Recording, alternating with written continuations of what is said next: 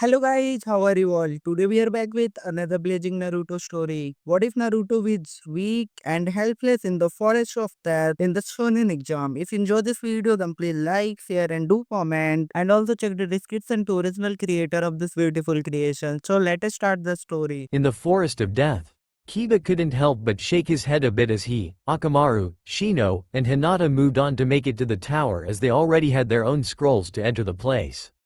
The young Inuzuka couldn't help but remember the words spoken by the stranger named Fenrix. I can't believe that Naruto has that kind of power. Who would have thought he'd have that? It is odd that Naruto never had that power back in the academy, but my destruction bugs panicked greatly when they sensed that power. I guess, but how the heck does he have a bloodline? He certainly never showed it back in the academy. Hinata was silent for the most part, but she couldn't help but wonder what the future was for her longtime crush. She hoped that he would be fine and would soon make it to the tower, as he had done so much to make it this far, and to not make it would really hurt him. Her thoughts then wandered to the stranger who was there with Naruto, Sakura, and Sasuke at the moment, but for now, her team had to worry about getting to the tower. They were not the only ones, as Shikamaru, Ino, and Choji were moving along, as well as the team of Lee, Neji, and Tenten. As they made their way to the tower, they couldn't help but wonder what the future would hold for them, as they were getting closer to being Chunin, while they thought of what will happen when they would meet with Naruto and the members of his team. Shikamaru had to admit that he had thought that Naruto's team would be easy to deal with even with Sasuke present. Now he was happy he didn't push through with that idea. Meanwhile, at a clearing, Naruto looked at the ruins that were once his favorite clothes and was not the least bit happy at the moment, and it was understandable, as he didn't have any spare clothes to use at the moment and had been given a spare shirt by Fenrix. The young man in question was hauling a pair of massive tigers that appeared to be dead with their necks broken. And the three genin could only watch with some queasiness how the man methodically skinned the dead animals and began to cook the meat. Fenrix looked at the three and spoke. You three can relax for now. You have had a very busy day and you need to get your strength back as much as you can. Naruto couldn't help himself and spoke. Who are you exactly? Fenrix grinned at that and replied. I suggest you three get some food in your stomachs before we talk about the past. You'll need the energy for the mission of getting the scroll you need at the moment. And you still have one scroll to keep safe. So I doubt that fighting on an empty stomach is a good idea. The growling stomachs of all three genin convinced them that he was right, and they dug into the cooking meat. And while they were not big fans of eating tiger meat, the food was at least good to the taste buds and worth eating at the moment.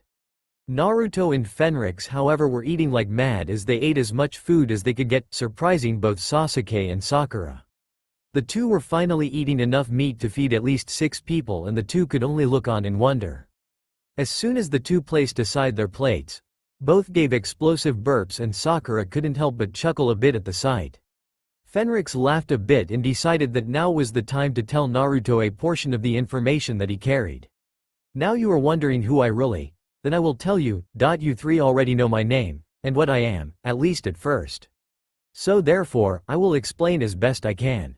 On what I am, I was once human, like the three of you, but I underwent a ceremony that granted me the power and ability of a dragon. It was known as the Blood Ascension Ceremony.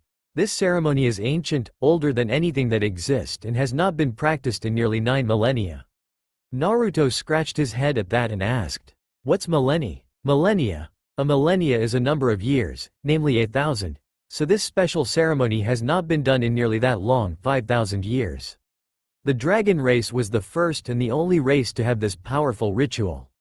This ritual was made by the dragons to pass their powers onto other beings, namely humans. Long ago, when humans were still starting in the building of their civilization, dragons took notice of them and were interested in humanity. They saw that while humans were a short-lived race, and could die easily, they had great potential and drive, and the dragon race decided to give their powers to humans. These humans became the dragon ascendants like myself.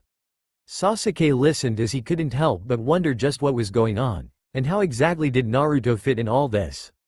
Sakura was the one who asked the question. How does Naruto fit in all this? In due time Sakura Haruno, the dragon ascendants rose in power, and they used their powers in many ways. Some used their powers for the betterment of their people, while others did it for their own desires and for destruction. This made dragons realize that humans were capable of great good and great evil in equal measure. Over the years that passed, The humans who gained the powers of the blood ascension ceremony were able to forge vast civilizations and cultures, but as time passed, later generations of humans believed that they could become even more powerful than the dragon race by killing them and forcing them to give them the secrets of the blood ascension ceremony so they would be truly invincible. They attacked the dragons? Yes. Their efforts were clumsy and foolish. Even the Ascendants who were tempted with the idea of surpassing their former benefactors were easily defeated by the older and wiser dragons and their leaders, the Dragon Kings, as well as the Ascendants who were against the whole idea. However, this signaled to the dragon race that they had to leave humanity to their fates and carve their own future without interference. Thus was the beginning of the dragon race from the world of men, as well as the other races in their charge who were willing to follow them.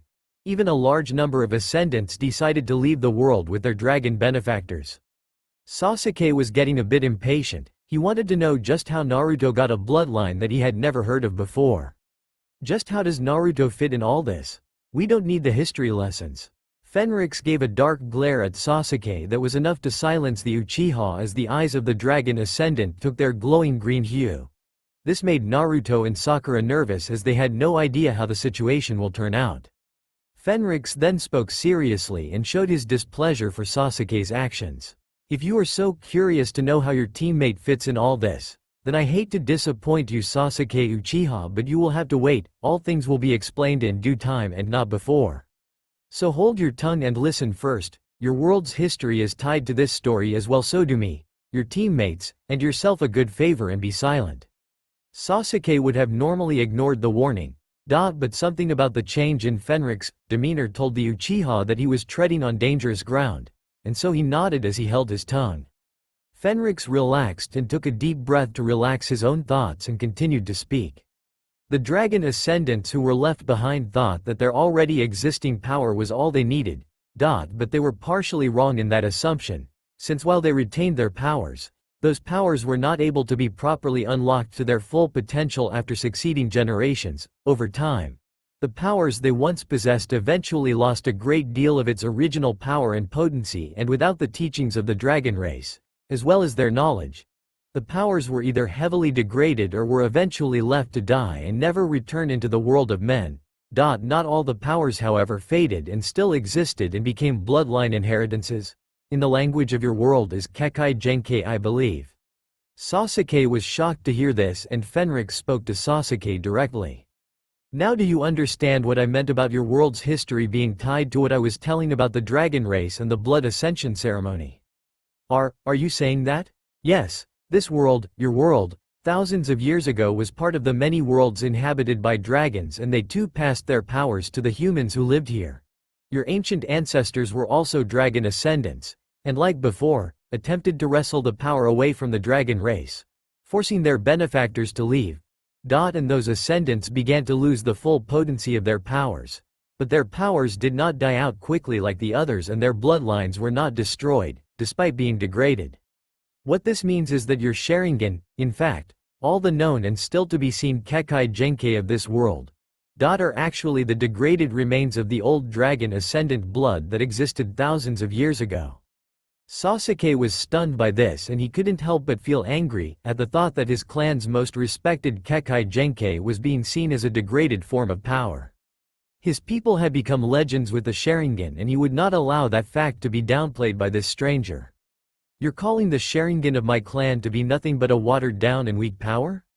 Fenrix was not intimidated by Sasuke's words and replied, I am not insulting it, I am merely stating what I know and what I have learned. You're lying. Why would I lie? What would I possibly gain by it? And do not think to attack me out of revenge or anger, Sasuke. I might not look like it, but what you have witnessed before is merely a tiny fraction of my true power. I am already 1,500 years old by human standards and years. And I am far more powerful and skilled than Naruto despite his status as a dragon ascendant like me. I have more power and ability than you could ever hope to accomplish in your lifetime, so if you decide to fight me, know that I can easily crush you like an annoying insect. So I suggest you calm down and keep in mind that I have no interest in you as an enemy for that matter. So don't waste either my time or yours, for both our sakes. Naruto was getting even more confused. Wait a minute here. When did I ever become a dragon ascendant? I don't recall ever taking part in this ceremony or even meeting a dragon. So how the heck can I be an Ascendant? Sakura nodded at that as she wanted to know even more on this mystery. I have to agree with Naruto, if what you said was true. Then there have been no dragons in our world for nearly 10,000 years. And if the blood ascension ceremony has not been done for that long, how could Naruto become an Ascendant if there are no dragons in our world and they are the only ones who can make the ceremony work? Fenrix smiled. Finally, you are asking the right questions. Tell me something, Naruto. Have you ever met a man by the name of Valen in your younger years? Naruto thought back as the name was very familiar to him, and as he thought hard, it was not long before he recalled the foreigner who had become his friend for a number of months before he had left on his birthday all those years ago. Yeah, I remember someone with that name. He was so cool. I remember him scarring a number of villagers with that cool fire serpent jutsu that used no hand seals. It was awesome. I asked him to teach it to me, but he said he couldn't. Do you know him? Fenrix nodded. Yes, I do. Valen was my master, and a Dragon King, one of the 5 rulers of the dragon race. No one was more shocked than Naruto himself. No way, Valen was a dragon? But he didn't look the least like a dragon. He was human? Dragons have many powers, one of which was the ability to take a human appearance.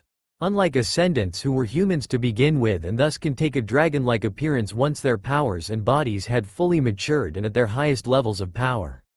He was able to begin the blood ascension ceremony and bestowed his consecrated blood to you on your birthday, when you last saw him. Do you remember the cup that he handed to you during your birthday? Naruto recalled that and he was shocked even more. I drank his blood? Yes. And it was already consecrated, thus you were able to receive its power in full form, and that makes you the very first dragon ascendant to walk this world. However, the reason your powers awakened late in your life was that due to certain circumstances, your dragon blood was sealed away in your body and it was only now that it awakened. Fenrix sighed and thought back on the other dragon ascendants who woke late to their powers for different reasons and what were the results of that. Naruto then looked at the bracers that were on his hands and Fenrix noted that and spoke. Those bracers are specially crafted and enchanted. When you awakened to your dragon blood, you were not yet mentally and spiritually strong enough to control your power and your Dragon King bloodline, which resulted in you becoming a berserker and you attacked others who you saw. If I had not stepped in, you might have turned on your friends. What? Why couldn't I remember this? Your human mind had not adapted well to the power and you regressed into a more bestial state. And do not think you are the first. There have been others who were late in awakening to their hidden powers and their bloodlines, and they had to wear these bracers which were placed on them by their mentors. These are not meant to be permanent, however. Once you have developed the mental and spiritual strength, the bracers will no longer restrain your powers. They will eventually unlock themselves and you can remove them, but until you develop the control and focus needed, then they remain with you. He then looked at Sasuke, who was still fuming mad, and replied towards Naruto and Sasuke.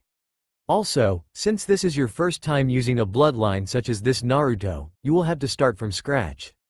Unlike the Sharingan, which has been handed down from generation to generation among the Uchiha clan, your power is still in its infancy and is not yet fully grown. In dragon terms, you're still very much a hatchling and thus, your powers will need to be refined and perfected.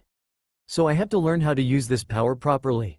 Correct, that is why Master Valen sent me to be your guardian and teacher in the ways of the dragon ascendants.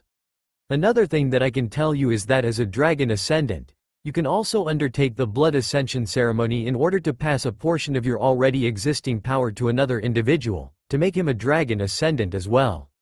That got Sasuke's attention right off the bat as he looked at both Naruto and Fenrix. However, this is something that is not to be taken lightly. You have to grow in power, knowledge, skill, and more before you can do so. If you attempt to do the blood ascension ceremony without the proper training, maturity in body, mind, spirit and experience, plus without the fully mature powers, the results could be disastrous. For both you and that one you wish to pass your powers to. How disastrous would it be? Sasuke asked, and Fenrix simply replied. You both can either suffer intense pain both physically and mentally, as well as crippling yourselves and being reduced into invalids. Or if things go really wrong, then the both of you will die. The silence was deafening at that, and as soon as the reality set in, Fenrix then decided that now was the time to explain to Naruto some of the basic powers that he possessed at the moment due to his dragon blood.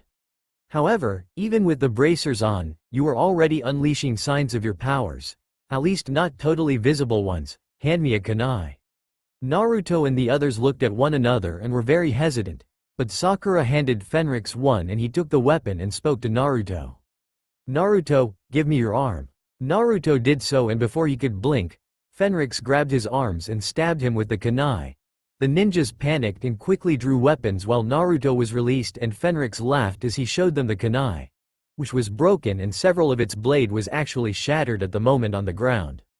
The others were surprised by this and Naruto looked at his arm, and saw that there was not a single drop of blood, not even a scratch. How? That Naruto is but the very first sign of your body adapting to the power that now flows in your veins. You might not see it, but there are tiny and near invisible scales that are melding with your skin at the moment. That is dragon skin and it is a basic power that all dragon ascendants are given as they adapt to their powers. As you can see, this power is able to make your skin similar to dragon skin, which is a lot tougher than normal skin, and can withstand blades and powerful forms of physical and magical attacks. Naruto was looking at his uninjured arm and was smiling a bit as the ramifications began to set into his mind at the moment. So I am invincible? Not exactly. While the dragon skin may make you stronger and tougher, you are not immortal or unstoppable. The ability makes you much harder to injure, but specially made blades with enchantments and the attacks of those who have very high levels of physical and spiritual strength can still injure you. But if anyone attempts to attack you with multiple blades and attacks, then you cannot be harmed. This power is different since as humans, ascendants do not lose their sense of touch like dragons do. Huh? Normal dragon scales grow on dragons every time and when that happens, they slowly lose their sense of touch, so they sacrifice their sense of touch for the added defense. Ascendants will have that toughness but not in the same degree as that of dragons themselves and as such, don't lose their sense of touch. Do you get the idea? Naruto nodded at that and he was even more curious about what other abilities he had under his command at the moment. What else do I have?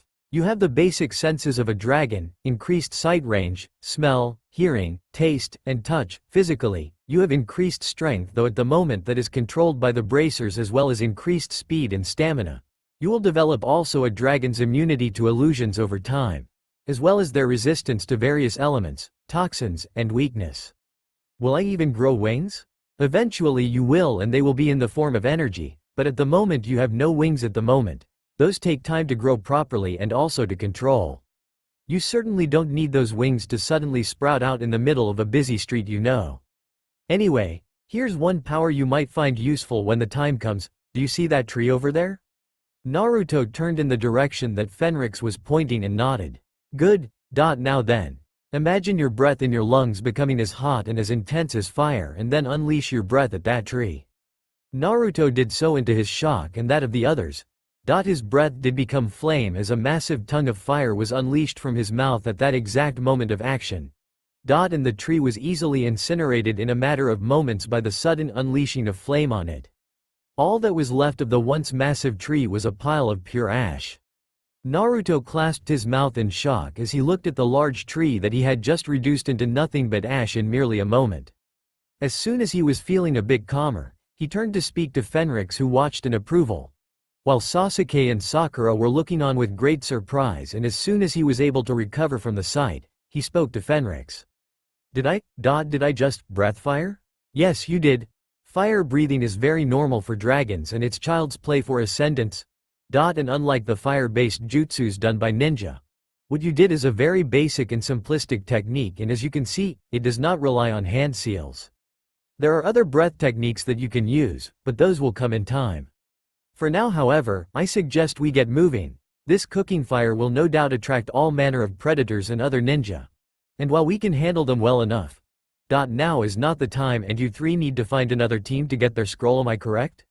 As they moved out, Kabuto made his appearance, and while the genin who had taken the exam 7 times was surprised to meet the dragon ascendant, he couldn't do much at the moment as Fenrix had no intention of leaving his charge alone for the time being.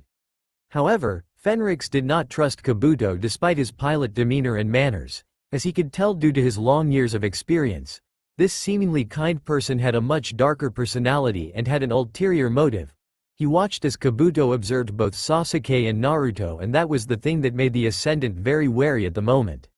Naruto was eager to tell Kabuto about his new powers, but Fenrix gave him a very serious look, and despite being confused as to why his teacher in the art of the dragon Ascendants was giving him that look, he knew that he should not reveal anything yet about his powers, and thus he kept his trap shut. They were able to track a genin team from the village of Hidden Waterfall and managed to get their scroll, and they were able to make it to the tower, and as soon as they got there, Naruto and others were able to get the scrolls open and in walked through the scrolls. None other than Iruka, who despite being surprised by the presence of Fenrix who had joined the trio had told them that they passed in secret behind the two scrolls and the next parts of the Chunin exams. However, Fenrix had other ideas as he spoke to Iruka. I need to speak to the Hokage if at all possible. Why do you want to see the Hokage?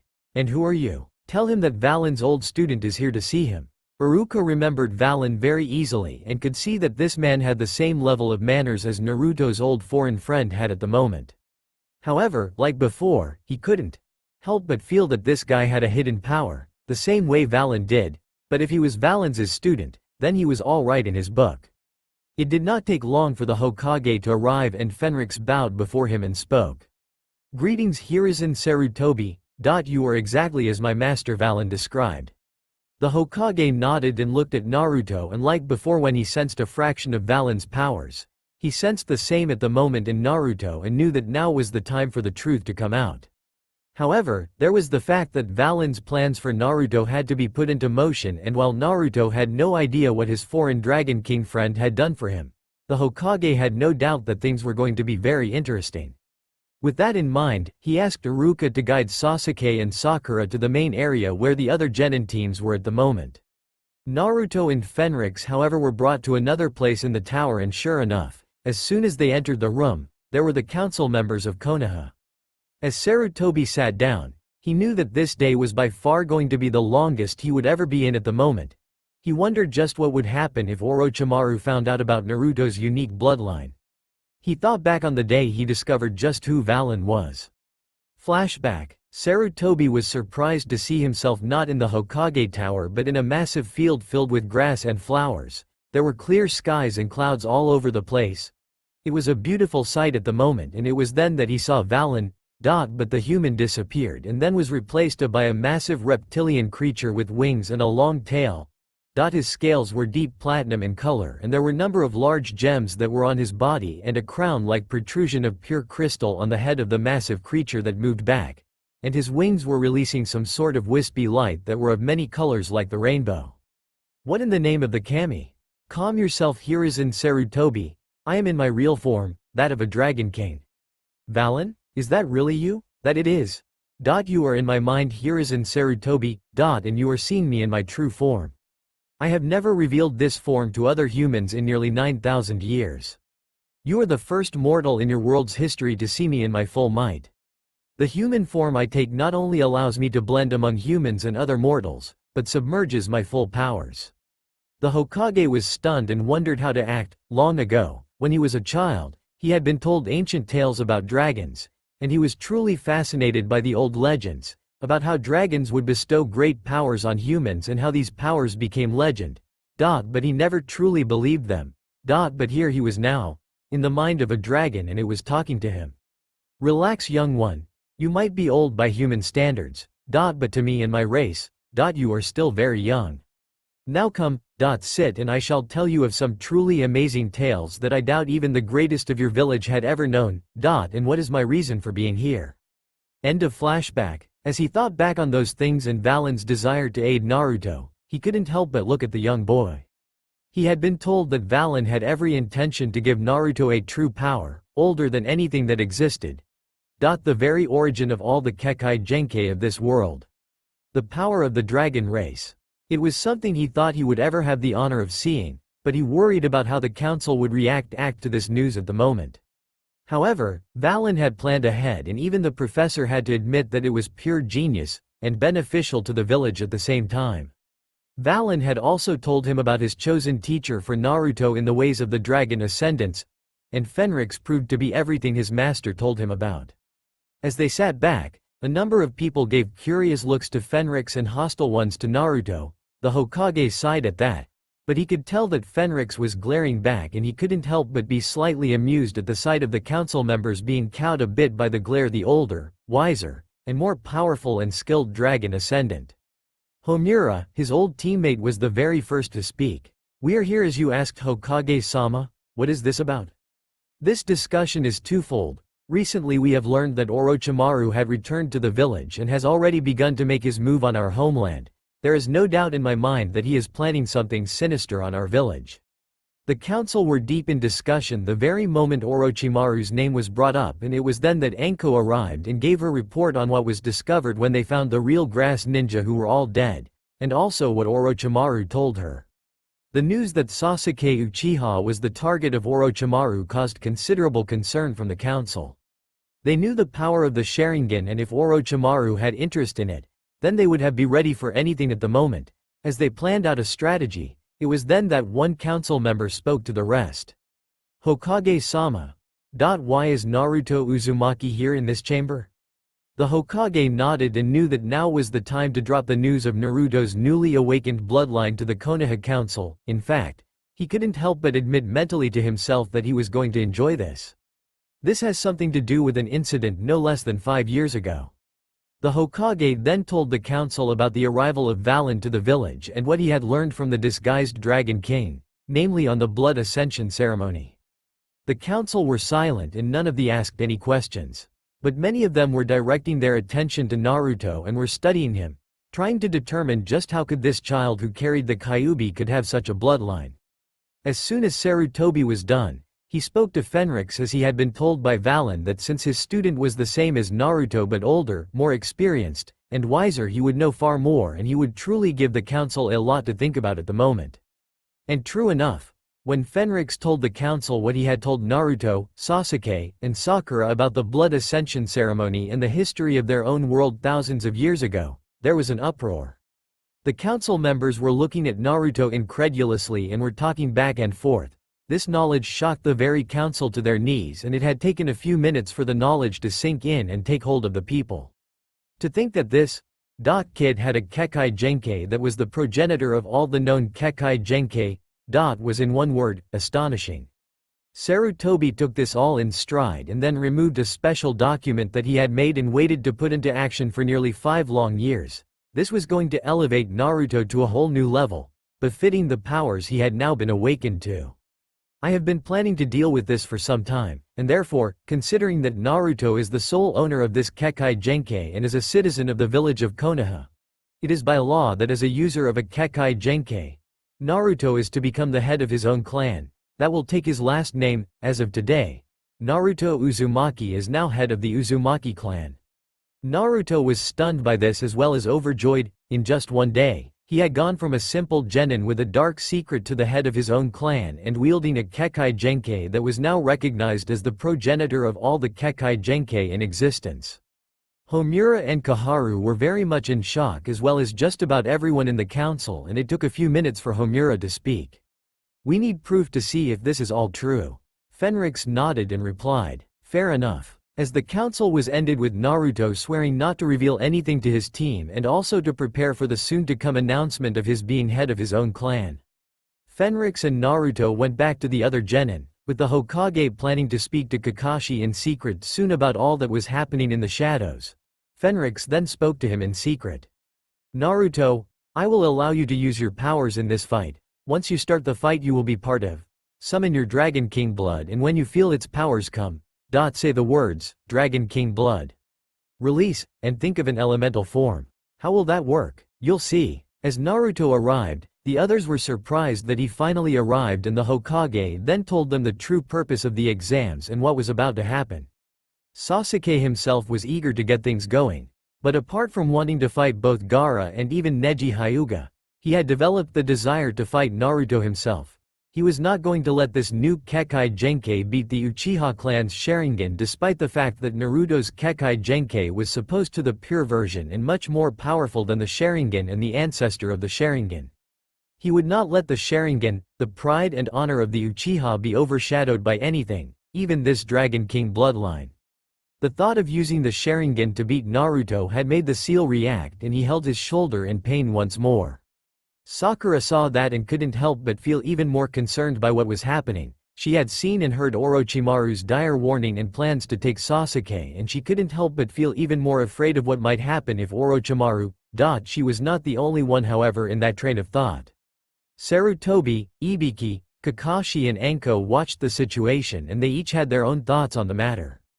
The elderly Hokage wondered if he was making the wrong move, but focused himself on the here and now, since if he tried to do something that could alert his former student of their plans, then things would be in even greater danger. For now, they had to play along that they were just becoming aware of the situation and keep Orochimaru in the dark about their covert plans. He didn't know where Orochimaru was right now, but there was no doubt that he would very well be watching, and he might be in the very same room as they all were. Naruto told them that Orochimaru had sent the Sound Genin as an assassination team for Sasuke. So that would mean that he could be in league with Sound or had manipulated them to fight for him. He didn't have enough data to make a move, and it was a very risky game he was playing, but it was the only option they had right now. Anko hoped that the others would see reason and have Sasuke placed in isolation so they could keep the cursed seal under wraps. But she reined in her thoughts and tried to think it over. The council made it clear that even if they were successful in keeping him sealed up, Orochimaru would no doubt act quickly and would kill as many people as he wants to force them to show how he would react to them trying to deny him his gift.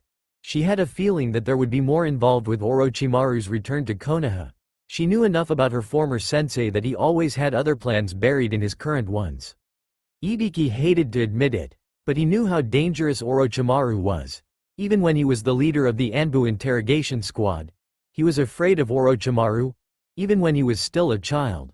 The snake-summoning boy with snake-like eyes and pale white skin seemed more monster than human to the battle-hardened special Jonin, and the horrible things that Orochimaru did for the sake of power and knowledge further reinforced his inner fear of Orochimaru.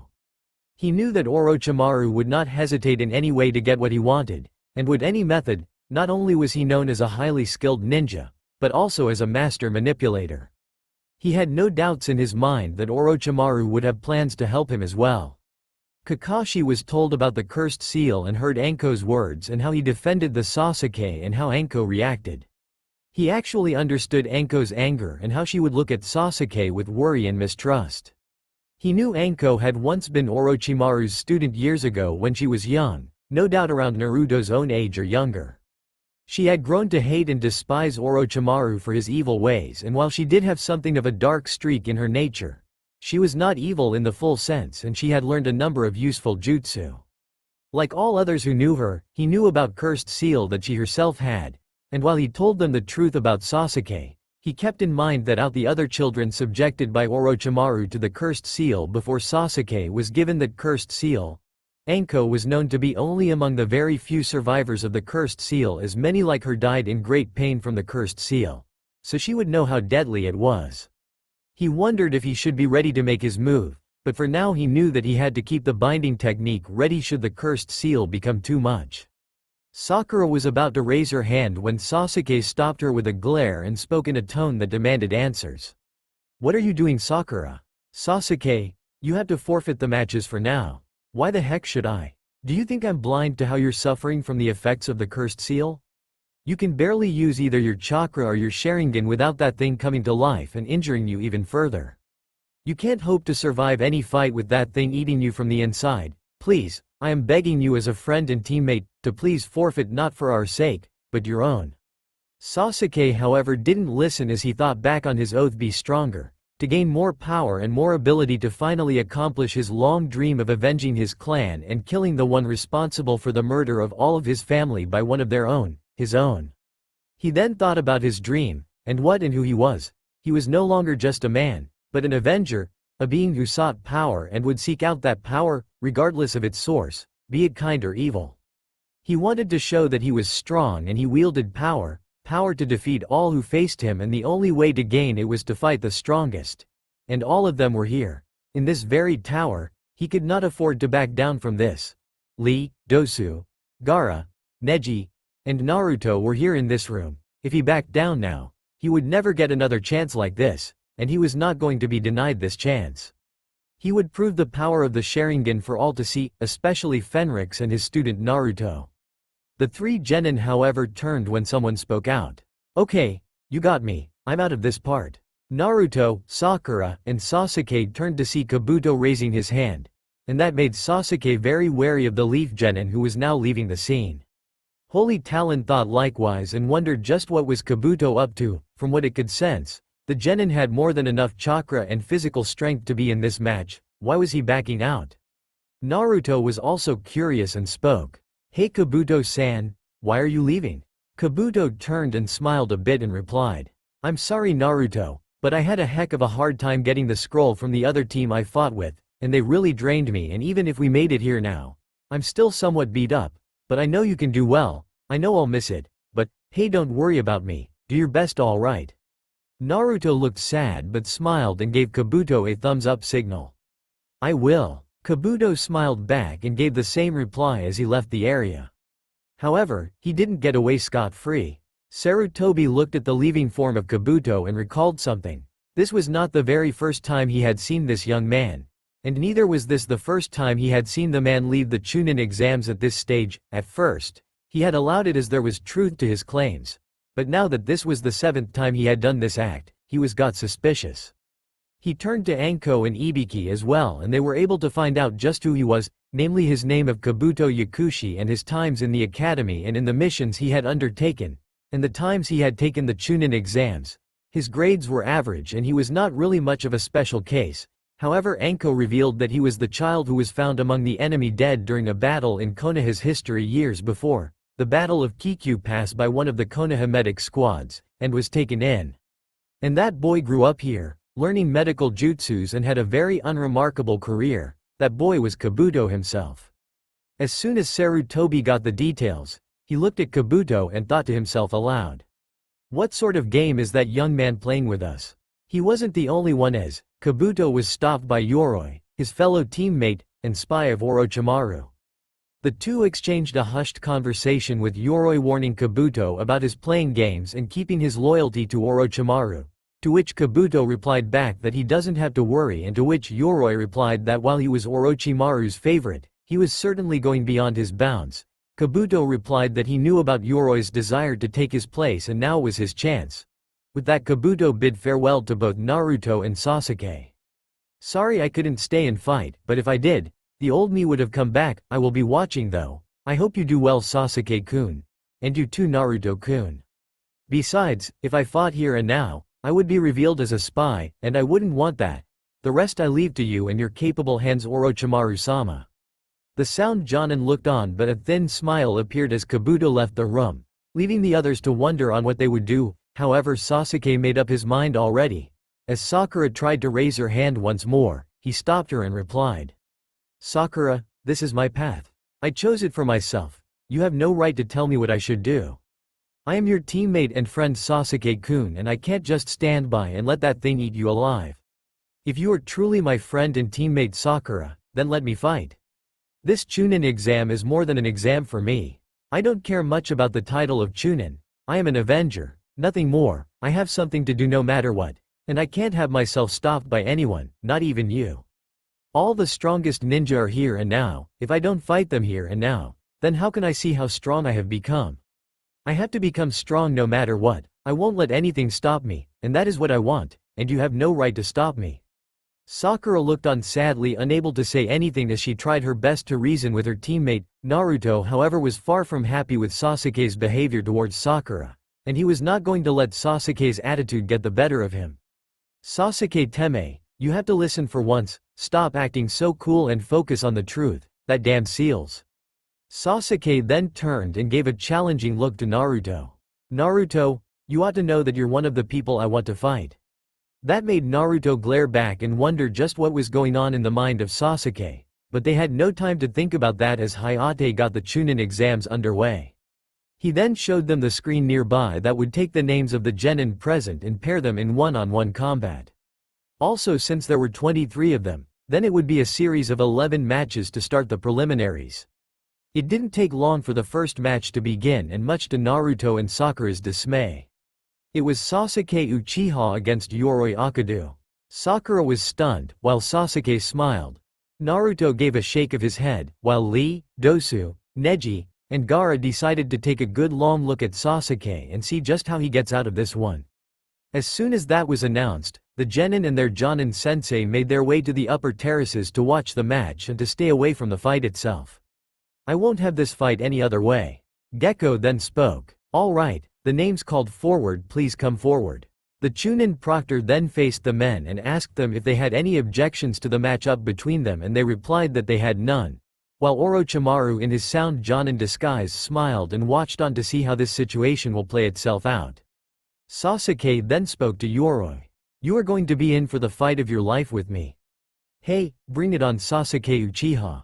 Yoroi said with a smile, which was naturally hidden by his veil as he looked at Sasuke, who looked back with a smirk. Naruto and Sakura looked on and wondered how things would turn out, while the others were looking with interest. Sasuke kept his cool, but held his shoulder in pain as the cursed seal once more reacted with his chakra. Hayate saw this and then gave the announcement that those who were not called were to leave and head for the upper levels for the match grounds to be clear of bystanders. As they got ready, Kakashi came by and was greeted with great enthusiasm by Naruto, and the Jonin spoke directly to Sasuke. You have to be careful not to use your Sharingan, Sasuke. If that mark activates, then your life will be on a thin edge. So you know about the seal? Yes. And what it does to those who are infected with it, and just so you know, if this fight gets beyond your ability to handle, then I will stop the fight personally. Sasuke turned and was outraged by Kakashi's words to him, and it made him even more unhappy to know that there was some truth to Kakashi's words. If he used the Sharingan, he would be vulnerable when the cursed seal activated itself and allow his foe to beat him senseless. But he knew that it responded to his chakra quite often. If I use my chakra, it grows stronger and its grip, and Orochimaru's grip on me grows stronger. I have to beat Yoroi without my Sharingan, and my clan's jutsus are off limits as well. Maybe I can make him laugh to death instead. Orochimaru, however, was going to enjoy this fight. You are going in for a good test, Sasuke-kun. Yoroi's unique talents should be a real challenge. I want to see if you can overcome it. Sasuke sighed mentally and psyched himself up and got ready nevertheless. The other teams got ready to watch as Kakashi hoped that Sasuke didn't overdo it and get himself in a real mess. As soon as Gecko gave the signal, both ninja went to work, as Yoroi threw some shuriken and Sasuke fired some kunai. But Sasuke was stunned to the ground when the cursed seal awakened, nearly leaving him open to attack as Yoroi closed the gap. Sasuke quickly used his remaining strength to move out of the way of Yoroi's fist. He then used the kunai he had to get a grip on the floor and used his legs to kick Yoroi down to the ground, and then with several restraining moves managed to knock Yoroi to the ground and opted to try and make Yoroi fall to submission. He got him. Naruto cheered, but Yoroi merely grinned and replied, "Really now? Who's got who, I wonder?" His hand glowed once more as he activated his own chakra and then grabbed Sasuke, and much to Sasuke's shock and disbelief, his chakra was being taken from his body.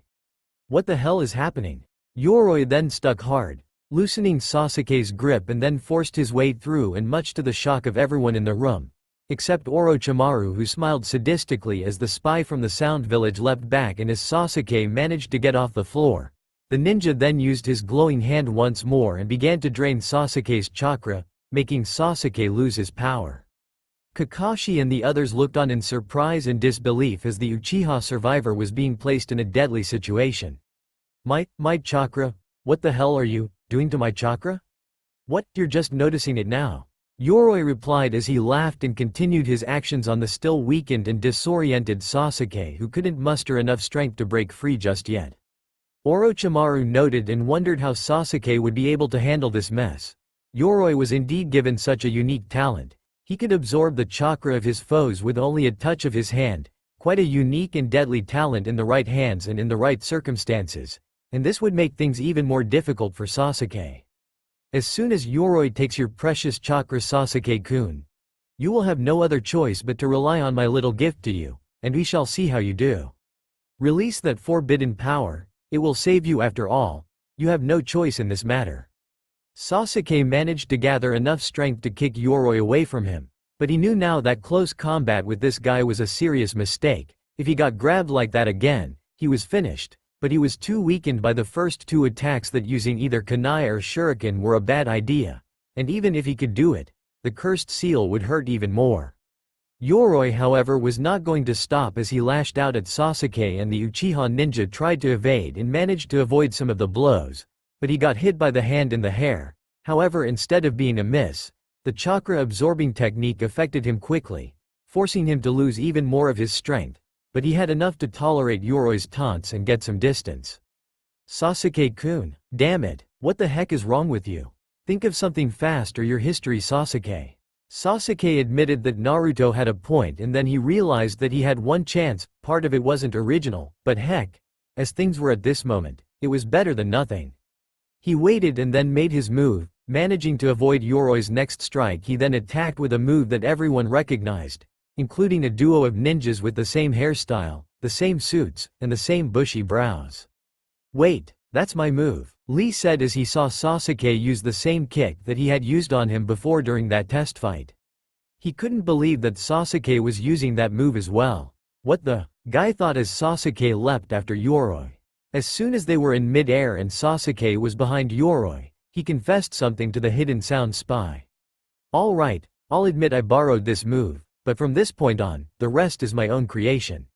With that, Yoroi only commented the first part of the move as Sasuke began to take his shot at taking out Yoroi, but before he could accomplish it, the cursed seal once more activated and he was bathed in pain as the flame patterns once more began to spread all over his body as he now felt its presence begin to fill his body and mind.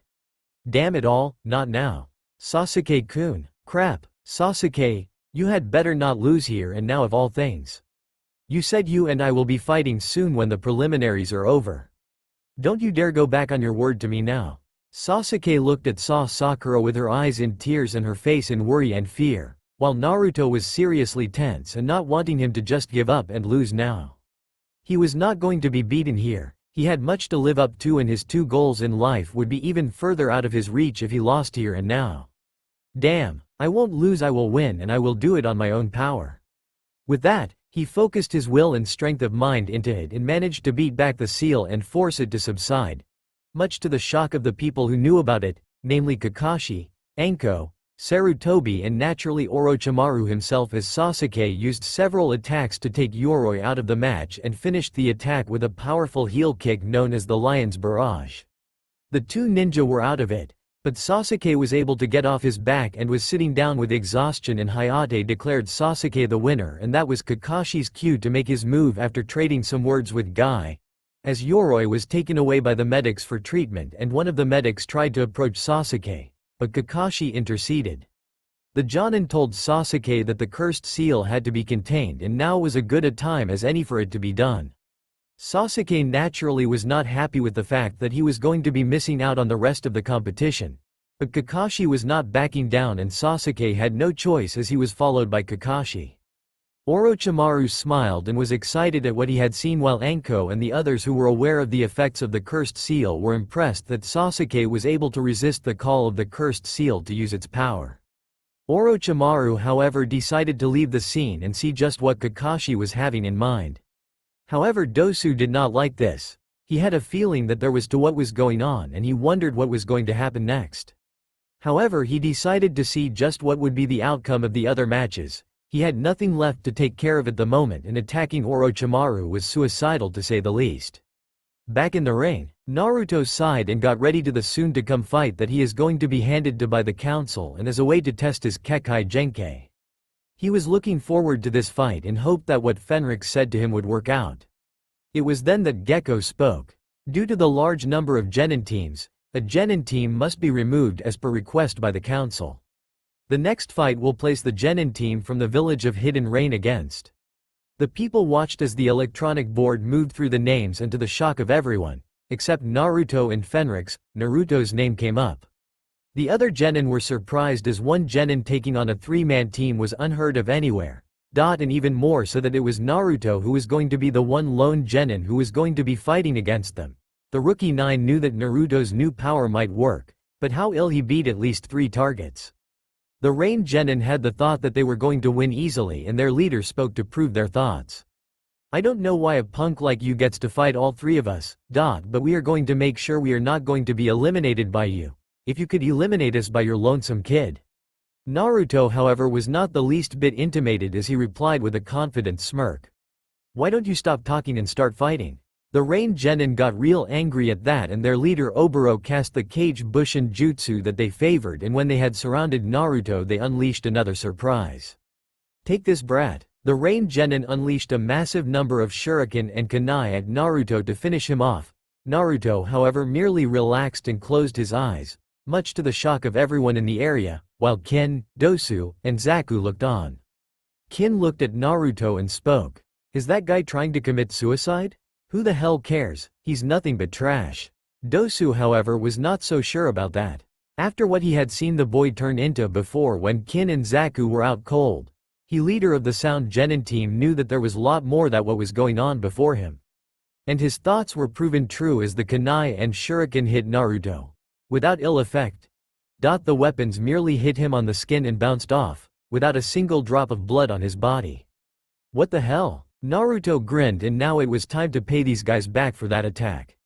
He focused his thoughts on his blood and then felt a rush hit his body, and now he felt himself being energized, and the others watched as Naruto once more was releasing the same gold and silver mist, and he spoke to the Rain Genin team. Now that you've had your fun, it's my turn. Naruto tensed up and shouted. Dragon King blood, release? Whined. Elsewhere? I must have been out of my mind to have said that. Kakashi said to himself as he calmed himself a bit and looked over at Sasuke, who was currently resting after the binding seal ritual that he had undergone. He was acting this way since he had been faced by Orochimaru, who was shed his disguise and revealed himself still in his Sound Jonin outfit, and the two traded words, while Kakashi defended Sasuke with his use of his Reikiri. During this time, Orochimaru revealed that he had known about the Wave Country mission, but only because he wanted to keep track of his prize, Sasuke. He also revealed that he was the head and leader of the Sound Village, and that sooner or later, Sasuke will be his, and then nothing would stop him. However, he was interested with Naruto now, either as a test subject or as a target to be eliminated, and to have that sword either corrupted or destroyed. Orochimaru left afterwards, and Kakashi was able to get some help from a small band of Anbu that he sent to escort and protect Sasuke in the hospital, where he was to rest and recover until his body got used to the binding seal. Before Sasuke fell unconscious, he had told him that the binding seal needed his will to keep the cursed seal from spreading. In the ring, the Rain Genin couldn't help but feel themselves come close to crapping in their suits as they witnessed something that no one had ever expected. They had expected a 3-on-1 fight to be easy for them, while everyone else were shocked with the situation as Naruto faced a senior Genin team all on his own. However, it seemed that there was no need to worry. Sarutobi couldn't help but smile a bit, and he looked at Fenrix, who smiled at him as the two of them looked on. The Hokage turned to see the shocked expression of the other members of the Konoha Council.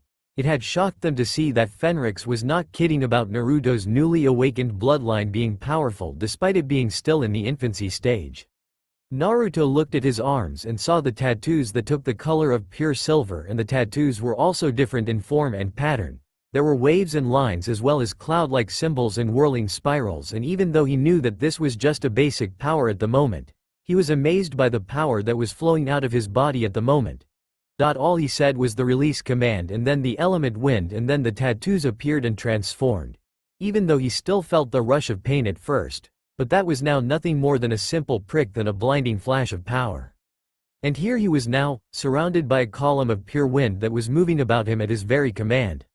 There were 2 visible vortexes of air on his hands, while a glowing aura of air surrounded the area near his feet, showing swirling light and air around him like a tornado, and his eyes were glowing slightly as his tattoos were glowing, and he could feel the power of his bloodline flowing through his veins, and he felt a desire to unleash his powers at the full.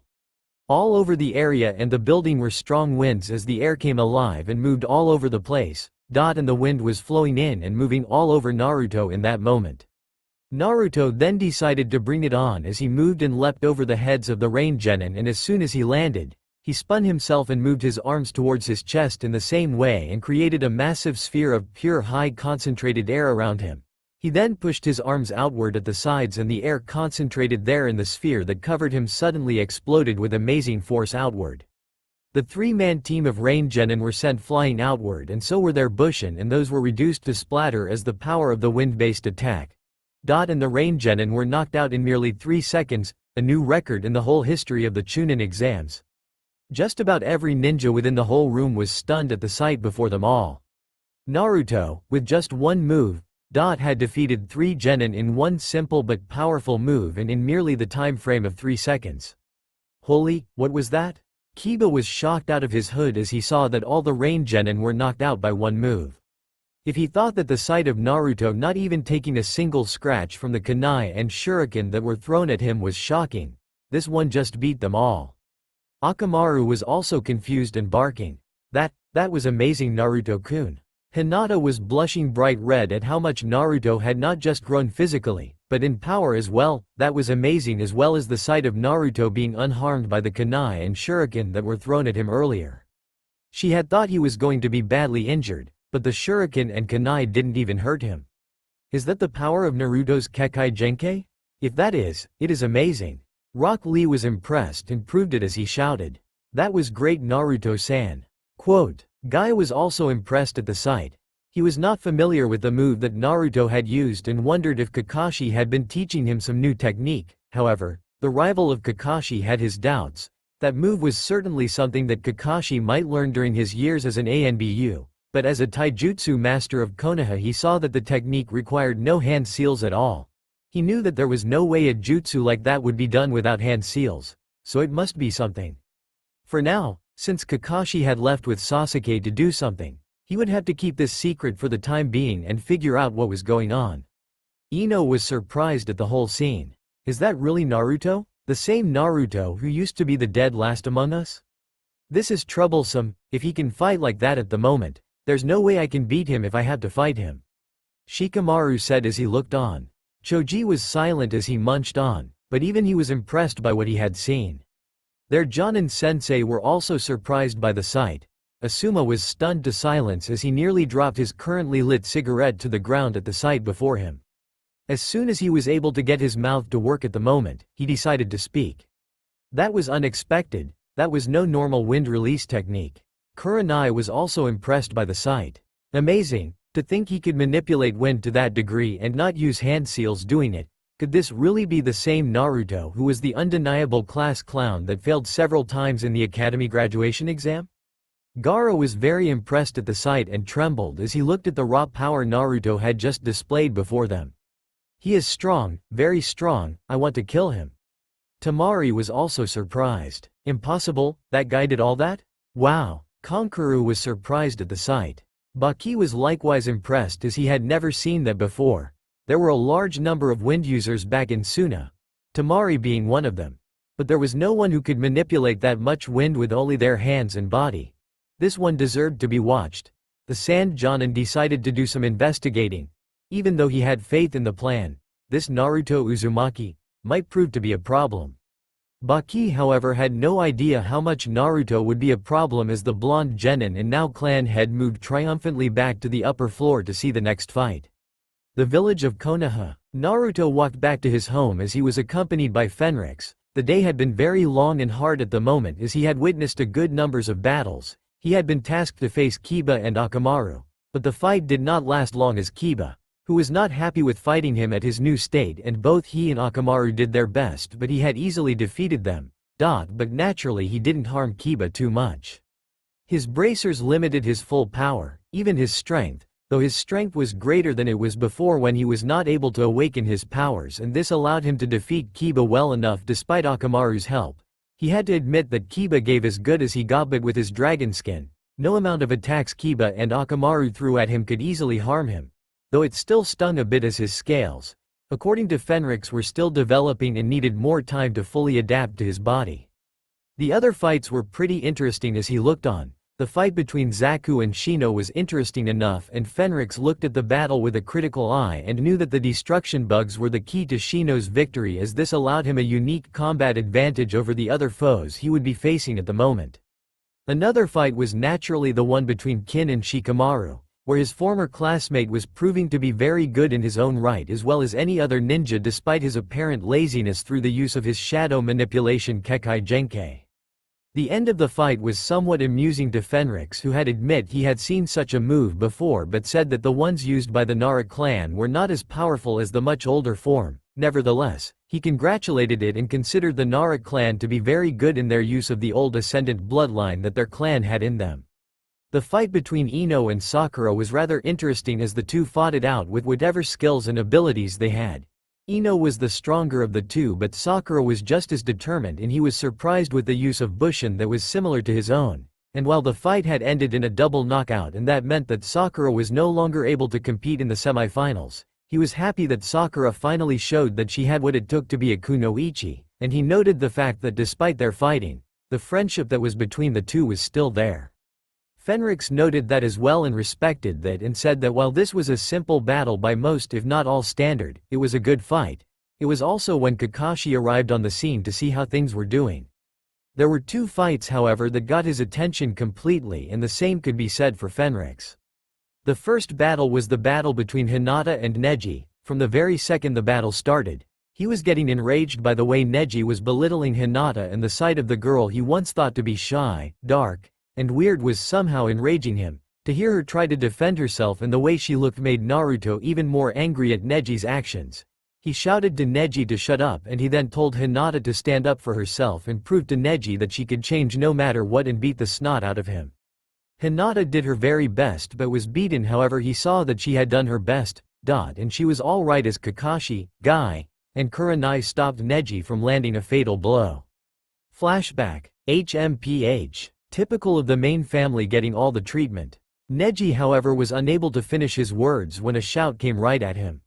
Shut up. Neji barely had enough time to move out of the way as Naruto came right at him with a fist surrounded by a vortex of wind, and the fist ripped through the floor like it was nothing more than kindling, surprising everyone, including Kakashi. Naruto moved away from the clouds, covered in the same tornado aura, and his eyes were glowing a bit and his teeth were bare. He lifted his fist and spoke to Neji as the winds whirled about him. I am going to rip that damn tongue out of your mouth with my bare hands. Fenrix however stepped in, and so did Kakashi, despite the fact that Jonin had no idea what was going on at the moment. Naruto, that is enough. Kakashi held one side of Naruto's shoulder while Fenrix held Naruto's coiled fist, and the senior dragon Ascendant watched as the bracers quickly reacted and Naruto's powers began to subside and the tornado stopped and the tattoos faded from Naruto's body, and the blonde genin turned to see to Hinata. She tried to say something to him but she fell unconscious. Naruto looked at the blood there from Hinata and touched it, and then turned to Neji and snorted and spoke to Neji. If you and I ever fight, mark my words, you are going to apologize for what you have said, because I will beat the crap out of you like you've never felt before. End of flashback. The next fight was the one between Gaara and Lee. He had thought Lee was fast, but when it seemed that Lee's taijutsu couldn't match Gaara's sand, Lee was told by Guy to remove his weights, and then things took a very interesting turn as the weights fell off. The very second the weights hit the floor and actually shook the building, he was able to see the genin go full throttle, and he knew just about everyone who saw this with the exception of Neji and Guy were surprised at how fast Lee was moving and hitting. Even Fenrix was impressed somewhat. The battle went to Gaara's corner and Lee unleashed his special skill and unlocked his chakra gates, and to the shock of him and everyone about, he tore the battleground like Swiss cheese in a grinder. But even that was not enough to keep Lee's foe down for the count. Gaara recovered and was more than ready to fight and was able to cripple Lee. The sight of Lee's body still standing before Gaara and Guy despite the fact his left arm and leg were broken was amazing. The guy was fighting in pure instinct and body memory, and Guy was very sad for this. And even Kakashi had to apologize to Guy for not showing Lee more credit, as he was very powerful to reach the 5 gates. All in all, after the matches, he was told that he and the others would have a month to get ready for the soon-to-come semi-final matches, and it was going to be something that he was looking forward to. He was eager to start his training so he won't be left behind. He hoped that Kakashi would be able to teach him. But Kakashi was on a special meeting with the Hokage and just about every other Jonin, Chunin, and even the clan heads. Despite the fact that he was not very interested in politics, he couldn't help but wonder what that meeting was all about. As he arrived, he was surprised to see a number of Anbu at his apartment, and there was none other than the Hokage himself, who seemed to be overseeing some sort of moving program. Naruto wanted to know what was going on and why were Anbu and the Hokage at his house of all things. Hey old man, what's going on here? The Hokage turned and replied. We need to have the apartment refurbished and rebuilt in order to make extra room for several other dignitaries, so this place is being rebuilt at this moment by several workers and it has to be cleaned and cleared out. Your furniture and other amenities are going to be stored in the Hokage Tower until then. Naruto couldn't help but feel a bit shocked at the news. But where the heck am I going to live this time? I don't have enough money to buy a brand new home, old man. The Hokage however gave a sly smile and replied to Naruto's question. Valen had made special plans, remember? He had a home built for you in secret and it is now yours. Fenrix I believe knows more about it than I do, so it would be best that your guardian explain it to you. Valen made me a home? Where is it? Fenrix grinned. He had secretly visited the home that his master had prepared for Naruto nearly years before. Normally houses took weeks or months to make, but with the Dragon King, those houses would be done in mere days.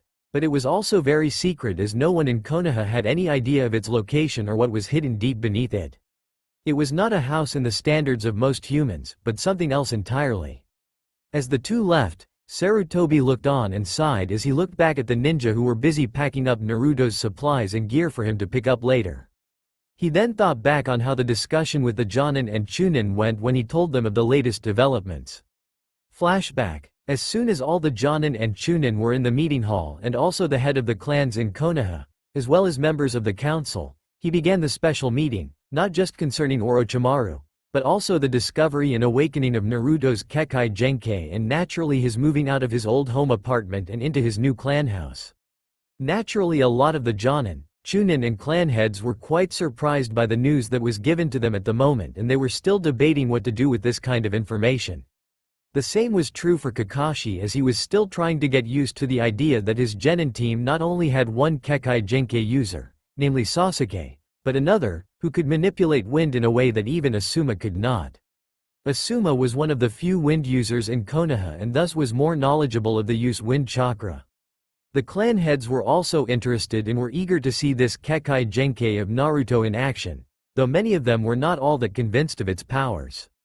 As the meeting was adjourned, he told Kakashi to stay and turned as there was yet another guest who had remained in the shadow, and Kakashi knew already who it was. It's good to see you again, Jiraiya-sama. It's good to see you too, Kakashi. You've matured a lot since I last saw you, so, how is it dealing with Naruto? He's a handful, that much I can be certain. You know already that he is a clan head? Sarutobi-sensei told me. You realize that as soon as the news comes out, things for Naruto are going to get very interesting. I know, but what brings you back here, Jiraiya-sensei? I came here for mere research, but also to give my report. I know Orochimaru is here and the target is Sasuke. No surprise there, that Kekkei Genkai will seriously interest him with the ability to see and copy jutsus. So what sort of abilities does Naruto's Kekkei Genkai have? Sarutobi filled the two of them in and Jiraiya was grinning. I can't wait to see this in action. End of flashback. As he walked back to his home, the Hokage couldn't help but wonder just how Naruto would react to the sight of his new home. In another part of Konoha, the two dragon ascendants arrived in a massive valley a fair distance from Konoha, and as soon as they got there, Naruto was not able to see any buildings, and he looked at Fenrix, who just smiled. So where is this new home of mine, Fenrix-sensei? Allow me to show you. Fenrix made some gestures into Naruto's eyes. He saw a shimmering of light and then out of nowhere was a massive hill made of pure stone that had several unique patterns of rock and metal about it, and he could have sworn the patterns had a soft but very powerful glow at the moment, and there was something about this place that tugged at his senses. He watched as Fenrix touched a wall and the wall seemed to shimmer and there was a long tunnel there. As they walked through the tunnel, they went deeper into the earth, and finally they arrived at another door, and as soon as Fenrix touched the door and pointed for Naruto to do the same, the doors parted and in that moment, they were in the main hall. Naruto looked at the main hall of his new home, and was impressed to the point his eyes became saucers and his jaw dropped. He thought living underground meant that he was living in some sort of dank, smelly, dirty cave. Not this.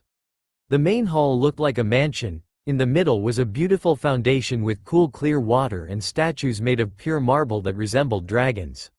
There were benches made of solid marble as well which were covered in soft leather. Light was coming through several large openings and was distributed all over the halls by both water and apparently light-emitting crystals shaped like trees that glowed softly. giving the place a very soft but strong amount of light. There were underground streams that were moving through and were cool to the touch, and to Naruto's amazement were drinkable. The walls were smooth and covered in small gems and inlaid with copper mirrors which appeared to be well polished, as well as silver and gold designs that made the place even more grandiose than before.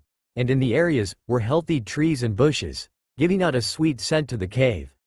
The floors were made from tiles that combined marble, jade, and smooth limestone and were very strong. All in all, the main hall was impressive.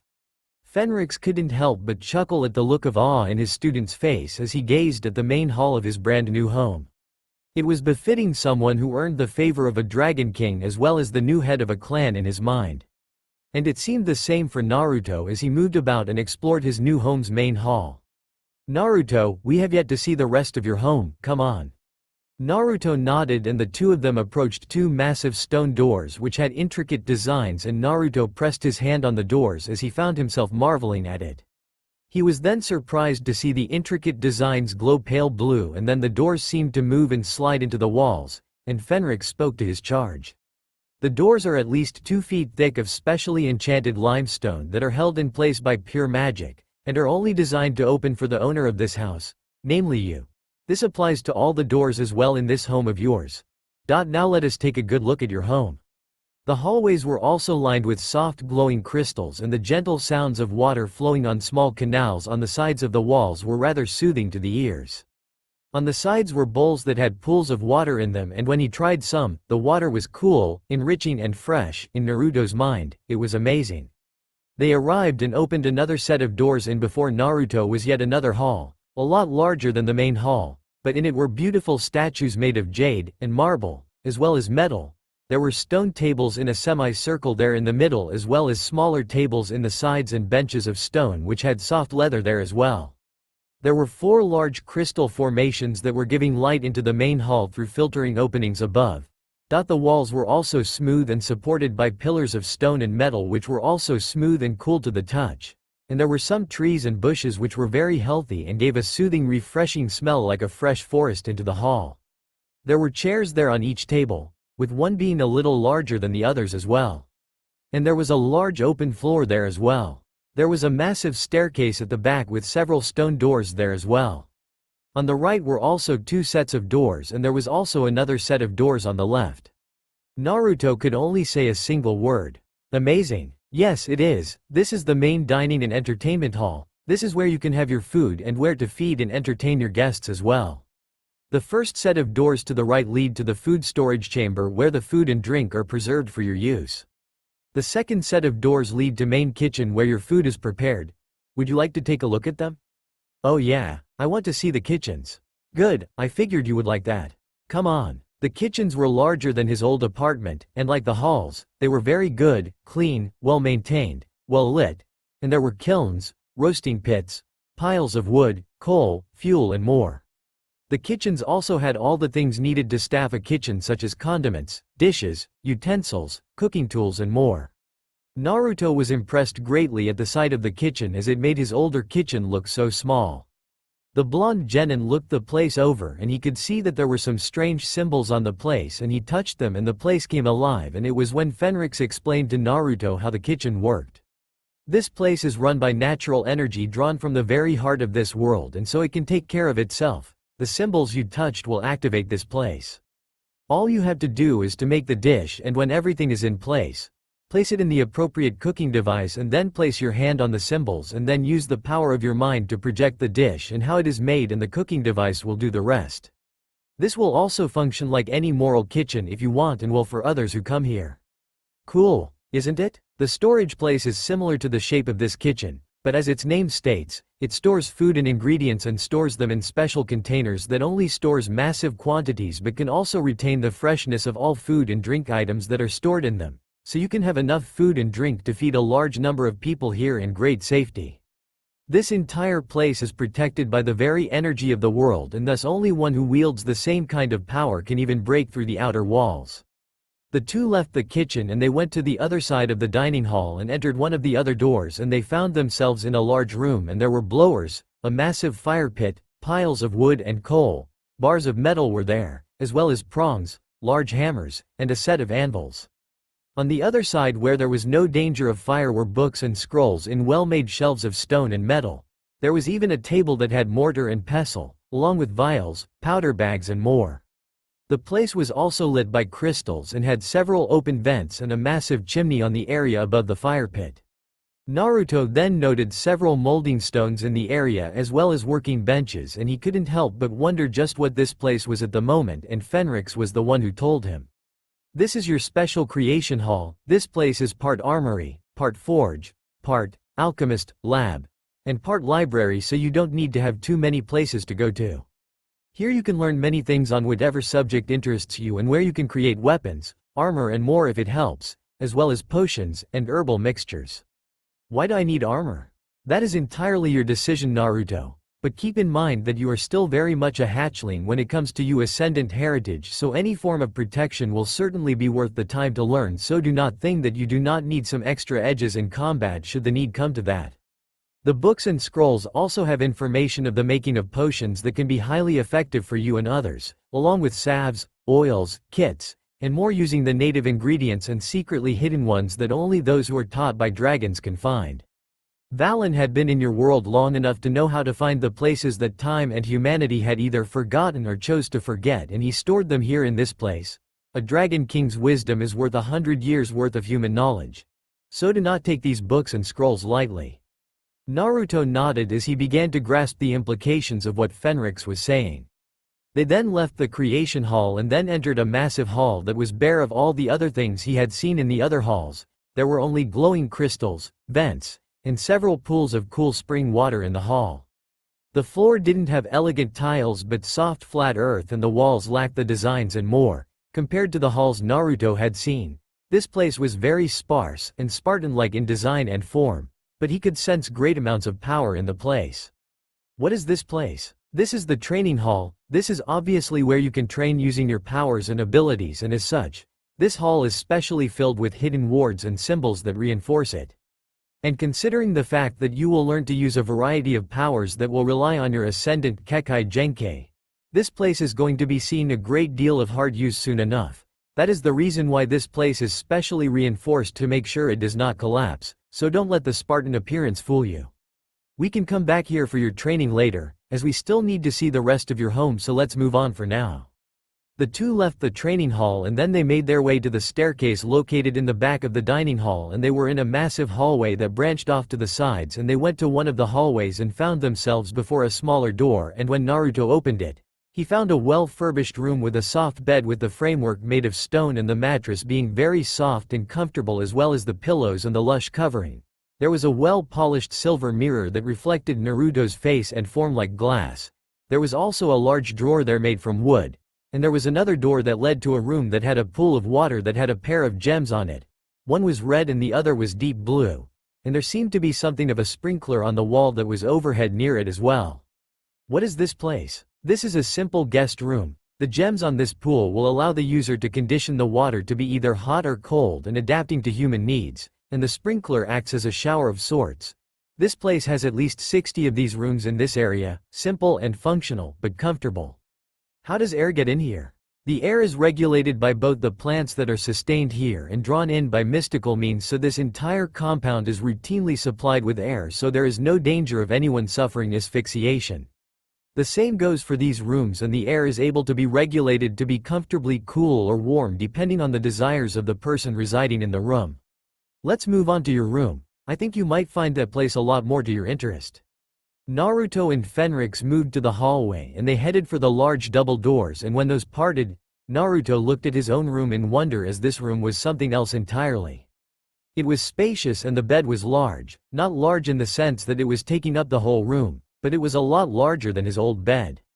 The place was well furbished, as there were closets made from well-carved and conditioned wood. There were also chairs there and a trio of silver mirrors, and when he saw his personal bathroom, it was very well made. A large pool there for him to swim in, and the water was clean and clear. And there were two gems there, one red, and the other deep blue. There was also a small pool there, and both were fed by a spring of water that was still flowing. There were glowing crystals there as well. So how do you find your new home, Naruto? It's amazing to think that this is now my own home and Valen made it for me. It's just amazing. This entire compound is the result of Master Valen's preparations for you to awaken to your powers. The reason your powers really took so long to awaken was due to your demon resident. Really? The Kyuubi did something to block my ascendant blood? That is correct, it had somehow restrained your powers, but it was not going to have an easy time of it, and when that grass genin struck you, he had inadvertently broke the Kyuubi's hold on Valen's blood, and now you know the result. If he only knew that his plan to disable you has made you stronger, the look on his face would be priceless. Now come, we need to begin your training as soon as possible. In the training hall, Naruto was in the training hall, and as they spared with one another, Naruto learned that Fenrix was not kidding, that he was a lot better than him, as his movements were fluid, precise, and accurate, and his hits were certainly painful, and the blonde realized that if he had fought Fenrix as a normal person, he would have been asking for quite a beating indeed. They threw punches at one another and kicks as well, and Naruto did his best to hit his ascendant mentor, but Fenrix was no easy mark. Come on Naruto, move faster. I am moving normally here, use your speed and power at once. The training was very difficult, and despite his stamina and agility, Naruto was quick to run out of breath, and Fenrix knew it. But he pushed Naruto on, and it was there that Naruto got more serious and pushed himself further, showing his dedication and determination. Much to Fenrix's approval of the situation, the more effort Naruto placed on his training, the better he would become, as well as developing the needed control to fully master his still growing powers. As the two continued to spar, Naruto finally felt his legs give way, but Fenrix caught him and spoke to his student. You did well, now let's get a drink. The senior dragon Ascendant helped Naruto reach one of the pools, and when Naruto took a drink, the water tasted delicious and made him recover his strength, and with a nod from Fenrix, who then got the blonde genin and dragon Ascendant to his feet, and he began to explain to him some things. Do you recall what you did during the preliminaries of the Chunin exams? Yes, what about that time? Well, if you are not familiar with the 5 elemental forms of chakra, I'll repeat for you. There are 5 elemental chakras in your world: fire element chakra, wind element chakra, water element chakra, earth element chakra, and lightning element chakra. Now each of them has a corresponding level of strength and weakness. Fire can beat wind, as wind is weaker than fire and only helps make fire stronger. Wind however beats lightning, while lightning defeats earth. Earth then defeats water, and water naturally defeats fire. Okay, but why are you telling me this? The reason is that this is for the use of ninjutsu, but as an ascendant, you have a tie to the natural world which has not been seen here for millennia, and as far as I know, most ninja have 1 or 2 elemental affinities. In the case of what I have seen on Kakashi, he has the lightning element, and for Sasuke, he command fire, which is obvious as the Uchiha clan are known for fire techniques. And while you have your own elemental affinity to discover, your ascendant powers are able to draw energy from the very fabric of the elements and the earth itself. As such, you have a gift that many ninja will not easily see. Let me show you just what I mean by that statement. Fenrix focused his powers slightly and his tattoos came to life, and to Naruto's amazement, his tattoos resembled waves of flame or fire-like patterns and were colored fiery gold and red, and then Fenrix moved his fist to create a large aura of flame that covered his hands. So fire is your element? No, you are about to see what I mean. Naruto was stunned as Fenrix merely calmed himself, and his tattoos changed form into resembling lightning bolts and spheres that emitted lightning and color, and he began to manipulate the arcs of pure lightning before him in his hands, as his tattoos were glowing gold at the moment, and the senior dragon Ascendant then moved the lighting to attack one of the nearby targets, reducing the tall pillar of wood into nothing but charred pieces, and Fenrix smiled at Naruto. Now you try it, summon your powers and say the word lightning. Naruto calmed himself and focused his powers and spoke. Dragon King Blood, release, lightning. As soon as Naruto said that, his tattoos activated, and the tattoos took the symbols of lightning bolts and spheres, and were glowing golden at the moment, and as soon as the transformation was complete, he saw arcs of lightning moving on his hands, and he felt no pain as the lightning moved about on his arms and body. Wow! Fenrix nodded and explained patiently to Naruto just what was going on. As you can see, the technique you are using at the moment is what is called elemental manipulation. This is what a dragon ascendant is capable of with initial training, and he or she can use the technique to unleash torrents of fire at their foes, create earth shields for defense, unleash boulders at larger targets, fire currents of pure lightning through the ground and in the air, fire waves of water at their foes, unleash funnels of wind to send their opponents flying, and more. Cool, you're going to teach me all that? When do we start? Not so fast, hatchling. First, there are some basic rules you need to both know and follow before you try this exercise. What are those? First, these abilities require that you practice how to shift elements when in a combat situation. Using the right element in the right moment can be critical. In simple terms, using the right weapon for the right battle. The second is that you need to develop control. At the moment, you still need to say the words in order to effect the shift. A fully trained Ascendant can shift the elements merely by thinking about the shift and what element they wish to use when the battlefield changes. Allow me to show you what I mean exactly by that. Fenrix then began to show Naruto just what he meant as the tattoos merely shifted into a new style of appearance and color, and he was now manipulation a column of earth that rose from the ground in the training hall, much to the awe of the blonde ninja and dragon Ascendant. And then he raised 2 more pillars, and then he shifted the tattoos once more, and he then unleashed a massive number of fireballs from his hands that blew the first pillar into chunks, and then the other one was hit by a massive wave of water. Fenrix then leapt into the air as his tattoos changed to match Naruto's tattoos in the fight with the Rain Genin, and he delivered a powerful diving kick to the pillar he was standing on earlier with the wind on his feet, allowing him to slice through the pillar and land before Naruto, who was utterly impressed with what he had seen at this moment and time. Wow, that was awesome. Fenrix nodded and then replied. True, but this is using each element separately. When fully trained in mastering each element without relying on words, then a fully trained and mature dragon Ascendant can control all 5 elements at once and use them for both attack and defense. You're kidding. Fenrix smiled back, and then he focused his tattoos, and then they took the color of the 5 different elements, and in a moment, Naruto was surprised to see a ring of fire moving around Fenrix, which was joined by arcs of lightning, a sphere of air surrounded by floating chunks of earth, and a ring of pure water. All 5 elements at once. Fenrix then revealed the power of the technique as he unleashed a combined stream of wind and fire at the very same time and destroyed a nearby pillar of earth in a heartbeat. He then unleashed water and lighting in a combined strike, with water going first, hitting the other targets with the power of a tsunami, and then the lighting took its turn and was amplified in power by water. Massive pillars of lightning were seen by Naruto hitting the other targets, and they were obliterated instantly. Fenrix then unleashed a massive wave of stone to bombard the other target, and then combined earth and wind to convert the earth into sand that was blinding, replicating the very way Gaara fought as well, much to Naruto's amazement. Naruto was awed, and when Fenrix finished using the transformation in the 5 elemental combination, Naruto was eager to learn. Can you teach me that? Please. Fenrix couldn't help but laugh a bit at the expression on Naruto's face, and he knew that while he couldn't teach Naruto that style of combat just yet, as that style of elemental manipulation require years of training, if not decades or centuries. Not until you master the basics of all 5 elements, as you need to do that before you can be able to use the 5 elements together in unison. What I showed you is but a demonstration, and therefore this style of combat is a lot more powerful than even you can imagine at the moment. Now that you have an idea of the kind of training that you are about to undergo, you need to get ready as best you can. You have at least a month to prepare. Naruto, however, was not deterred and replied, I'll master as best I can, don't you worry about that. Fenrix grinned and decided that for the time being he would tell him about being the head of his own clan. He was familiar with the needs of starting a clan and what were the rules and more. He also had to explain some important things about Naruto's Ascendant heritage that was very important and was for his ears alone at the moment.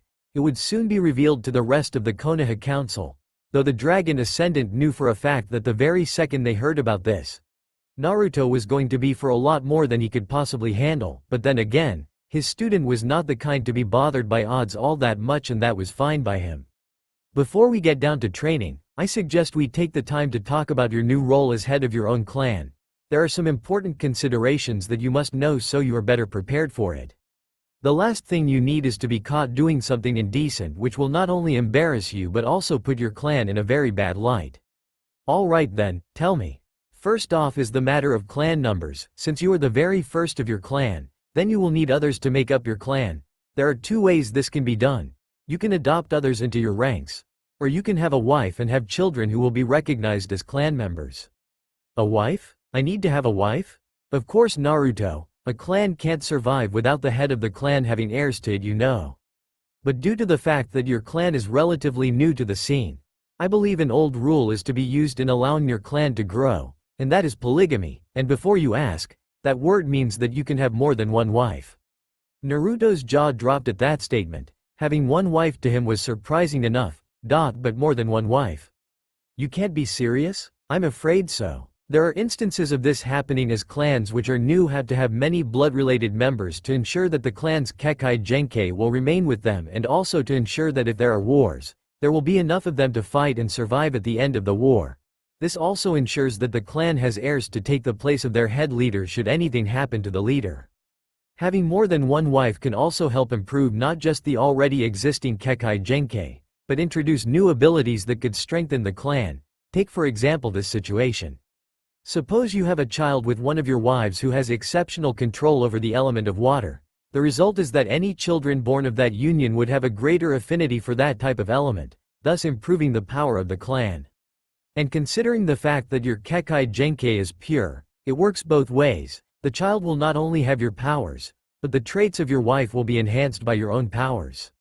You mean, if they have a Kekkei Genkai, then my ascendant blood can make it stronger? Yes, it might also unlock portions of the power that was once thought lost. Take for example, the Byakugan of the Hyuga clan. At the moment, the Byakugan is powerful, but in its pure and undegraded form, the range was much better and it would eliminate the little-known blind spot that exists there. And it could go a step further by being able to see beyond the physical and see the spiritual and emotional. Now let's suppose that you have a wife from the Hyuga clan, who would naturally be Hinata Hyuga herself, as she is the heiress to the clan.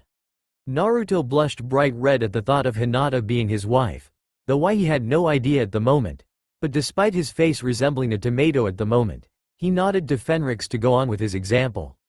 If she is your wife, then not only will she gain the title of it, but her Byakugan can actually improve a great deal and be much stronger due to your performance of your duties as her husband.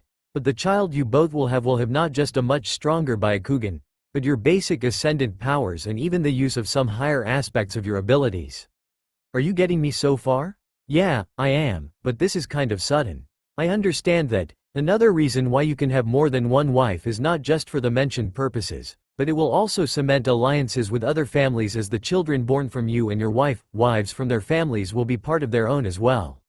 This is where some delicacy is important, so try to be patient, as some clans might become pushy. As your Kekkei Genkai is quite powerful, there will be those who will try to do their best to have their daughters be married into your clan. Knowing how to handle these situations with tact and diplomacy will not be easy, but it can be done. Okay, but there is something that I can't help but think about. That being? My age. I mean, I'm only 13, for crying out loud. I can't get married now. True, but just because you are married by law, it does not mean you have to procreate instantly with your wife or wives in this case. Get to know them more, learn from them, and be able to see them for who they are as people. That way you are actually building up a good relationship with the people who are going to be part of your clan. Okay, but I am still 13. How can I be sure that I can even have kids? You can. Your body will hit a certain point in which it will have an accelerated growth spurt, so that means that while you are still 13, the growth spurt you will have soon will give you the body of an 18 or 19-year-old person, so you would be legally be able to have children. And your Dragon King blood has given you quite the advantage in terms of procreation than that of normal men. Huh? Have you taken UAL education classes in the academy? Not really. I was always doing pranks and getting reprimanded to learn anything solid. I just know that men and women can have kids. Never mind, we'll reserve that set of lessons on male and female intimacy for another time. Now, as to what I said about you having an advantage over most men in the regards of procreation is in several ways. The first is that your sperm is capable of allowing women to be 100% capable of having children, meaning that even one drop is enough to guarantee that your wife or any of them your wives will have a child. No way. That is true, Naruto. I would not lie about that part. The second is that your wife's pregnancy cycle is a lot different than that of normal women. A human child is born as at least 9 months, but your child will be born in about half the time without any complications. So in simple terms, you can not only guarantee a full success rate when your wife or wives become pregnant, but your child can be born in the time frame of 4 months and 17.5 days. So in simple terms, your clan could produce quite the number of children in a short amount of time. The third is that since you have the stamina to last in a much longer time frame than most people, you can certainly give your wife or wives a night they will never forget. Naruto's nose bled out a fountain of blood at the news while Fenrix was enjoying this at the moment. He couldn't blame Naruto for the reaction he had at the time, since such news was something one did not receive as everyday news. As soon as this news hit the streets of Konoha, he knew that things were going to get very hectic, and if it came out to the rest of the world at large, he knew that things were going to get very interesting. He then moved over to Naruto and nudged him with a smile on his face. "Hey, you're not married yet, so you can worry about that later, come on. We've got training to do." Naruto recovered and was able to get his act together and returned to training as they went through the prescribed exercises, and as time passed, Naruto was getting into the swing of things. Hours later, Naruto was once more tired and was eager to have some ramen, and they headed back up, and as they headed for Ichiraku ramen stand, Naruto was eager to finally put his training to the forefront of the month ahead. The next day, Naruto decided to visit the hospital to see how things were for Sasuke at the moment. It was then that he ran into Kakashi, who apparently had visited Sasuke before. The Jonin smiled at his student and spoke to him. "Hey there Naruto, you've been busy? You bet Kakashi-sensei, why are you here?" "I came here to check on Sasuke actually. He's still out of it, but the doctors said he's recovered well enough on his own at the moment." "That sounds alright. Say, can you teach me a new jutsu, please?" Kakashi shook his head and replied. "I don't think I can teach you at the moment. I know about your Kekai Genkai since the Hokage told me, so you need to train in that area first, and when you are ready, I can teach you a jutsu that you can use to your advantage. I might train Sasuke harder, but there are reasons for that, and you both have good potential." "Oh alright, but promise me that you are going to teach me someday." "Count on it. By the way, you want to pay a visit to Lee? I hear he's in one of the rooms." Naruto's face became sad at the thought of Rock Lee being the way he was at the moment and what Kakashi said about the dangers of Kinjutsu, or forbidden jutsu. He hoped that the tough and strong genin would recover soon and continue to be a ninja. "How is he?" "He'll live, but I don't know about his chances of being a ninja. Guy taught him well, there is no doubt in my mind about that, but for his chances, I just don't know." "But can't the medic nin do something?" Kakashi shook his head and replied. "They're skilled, but nowhere near that skilled. The only medic nin I know who can do the surgery needed to heal Lee would have to be Tsunade." "Tsunade? Who's that?" "One of the Sannin, or the legendary 3 ninja sages. She was the finest medic nin in the village of Konoha and was the granddaughter of the Shodai Hokage, and she had superhuman strength. She was strong enough to collapse a wall with one hit." "Wow, so where is she?" "She isn't here, and no Naruto. She's not a missing nin like Zabuza. Her case is different." "How different?" "I'm afraid I don't know all the details. The only one who would know would be her teammates." Naruto nodded and then bid farewell to Kakashi, and this allowed the Jonin to relax. Had he told Naruto the other reason for visiting Sasuke and training, he had no doubt the genin and new clan leader would have been royally angry. He had recently managed to stop Kabuto from killing Sasuke. The Leaf Ninja then revealed that he was a spy and a servant of Orochimaru as well, and was a highly skilled one to have killed all of the Anbu guards that Kakashi had requested to guard Sasuke. He noted that very well, and despite this, he did his best to convince Kabuto to leave. Kabuto was able to escape, using disguises and elaborate jutsus as well, fooling Kakashi with one of the dead Anbu used as a puppet with his clothes and face on while he had taken the disguise of the same slain Anbu and escaped.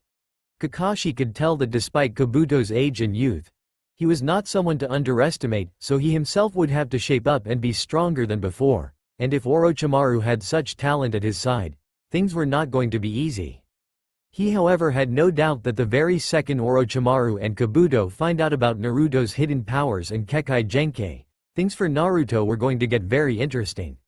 For now however, he had work to do with Sasuke, as he, Jiraiya and the Hokage knew that they had to keep Sasuke's Sharingan from Orochimaru. As Naruto walked through the floors, he ran into none other than Shikamaru, who was carrying a fruit basket.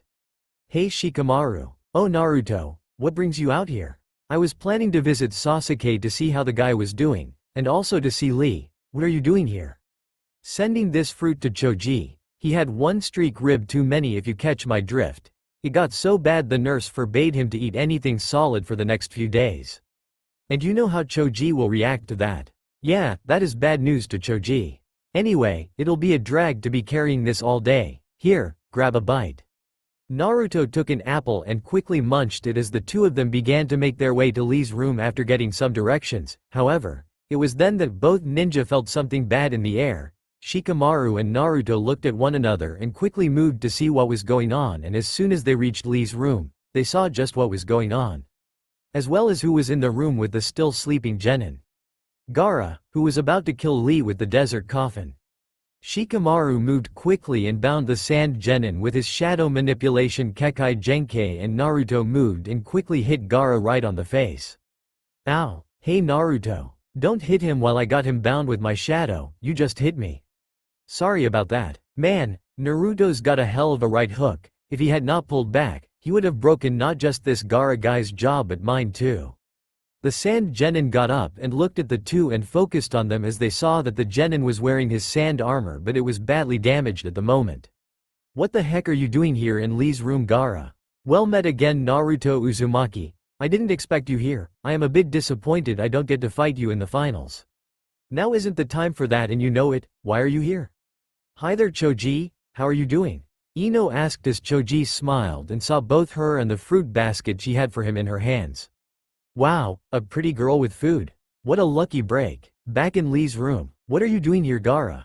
I won't ask again. Naruto wanted answers and wanted them now. He knew that he couldn't attack Gaara with any of his abilities due to the fact he'd injure Shikamaru as well, along with harming Lee, but he couldn't help but ask just what the heck was Gaara doing here in this room of all things. I was going to kill him. That naturally didn't set well with the two Konoha Genin who glared at Gaara. That is, Naruto glared while Shikamaru kept his cool, but even so, he was not liking the situation for the moment. What? The simple and calm look of Gaara, which was mixed with a bloodthirstiness, was making Shikamaru nervous as he shook his head. This guy is one cold customer. He's not showing any reaction. Even if I have him tied down by my shadow jutsu, I have no doubt if he tries to attack us, I can't stop him too well. The only chance to defuse this is to bluff him. But why the hell would he want to kill Lee? You already beat him once in the preliminaries. Heck, you practically broke his leg and arm and he can't fight anymore, let alone defend himself, yet you want to kill him? Isn't what you did to him back there enough for you? Is this some personal grudge you have on Lee? I have nothing personal against him. There's no ulterior motive or complicated planning involved with me being here. I just want to kill him, nothing more. Naruto didn't like that in the least. You're insane, Gaara. I don't know why the heck you're like this, but right now I don't care, you really lost it. Yeah, Naruto's right. You honestly think we'll stand by and let you murder one of our fellow Genin in his sleep and unable to fight back? You're one sick, selfish and twisted psychotic Gaara of the sand. If you both don't stay out of my way, then I'll kill the both of you as well. Naruto, however, glared and his tattoos began to show themselves and traces of chakra began to seep out, and he replied, I'd like to see you try it, Gaara. Whoa Naruto. Don't blow a gasket here. Look, we know you are tough and we were there when you crippled Lee with your sand, but we haven't unleashed our full abilities just yet, so we have the advantage. Really now? Yeah, what you've seen of my family's ability with shadows manipulation is just the icing on the cake. Besides, there's two of us here, so take my advice and leave here peacefully. Gaara, however, was not intimidated as he spoke back to Shikamaru. I'll say it again loud and clear, if you two get in my way, I'll kill you both right here and now. I don't need to wait until the tournament to kill you both. Damn, he's like ice, this is not going well. I'd like to see you try, Gaara. Damn it Naruto. Keep that temper in ice for a single minute.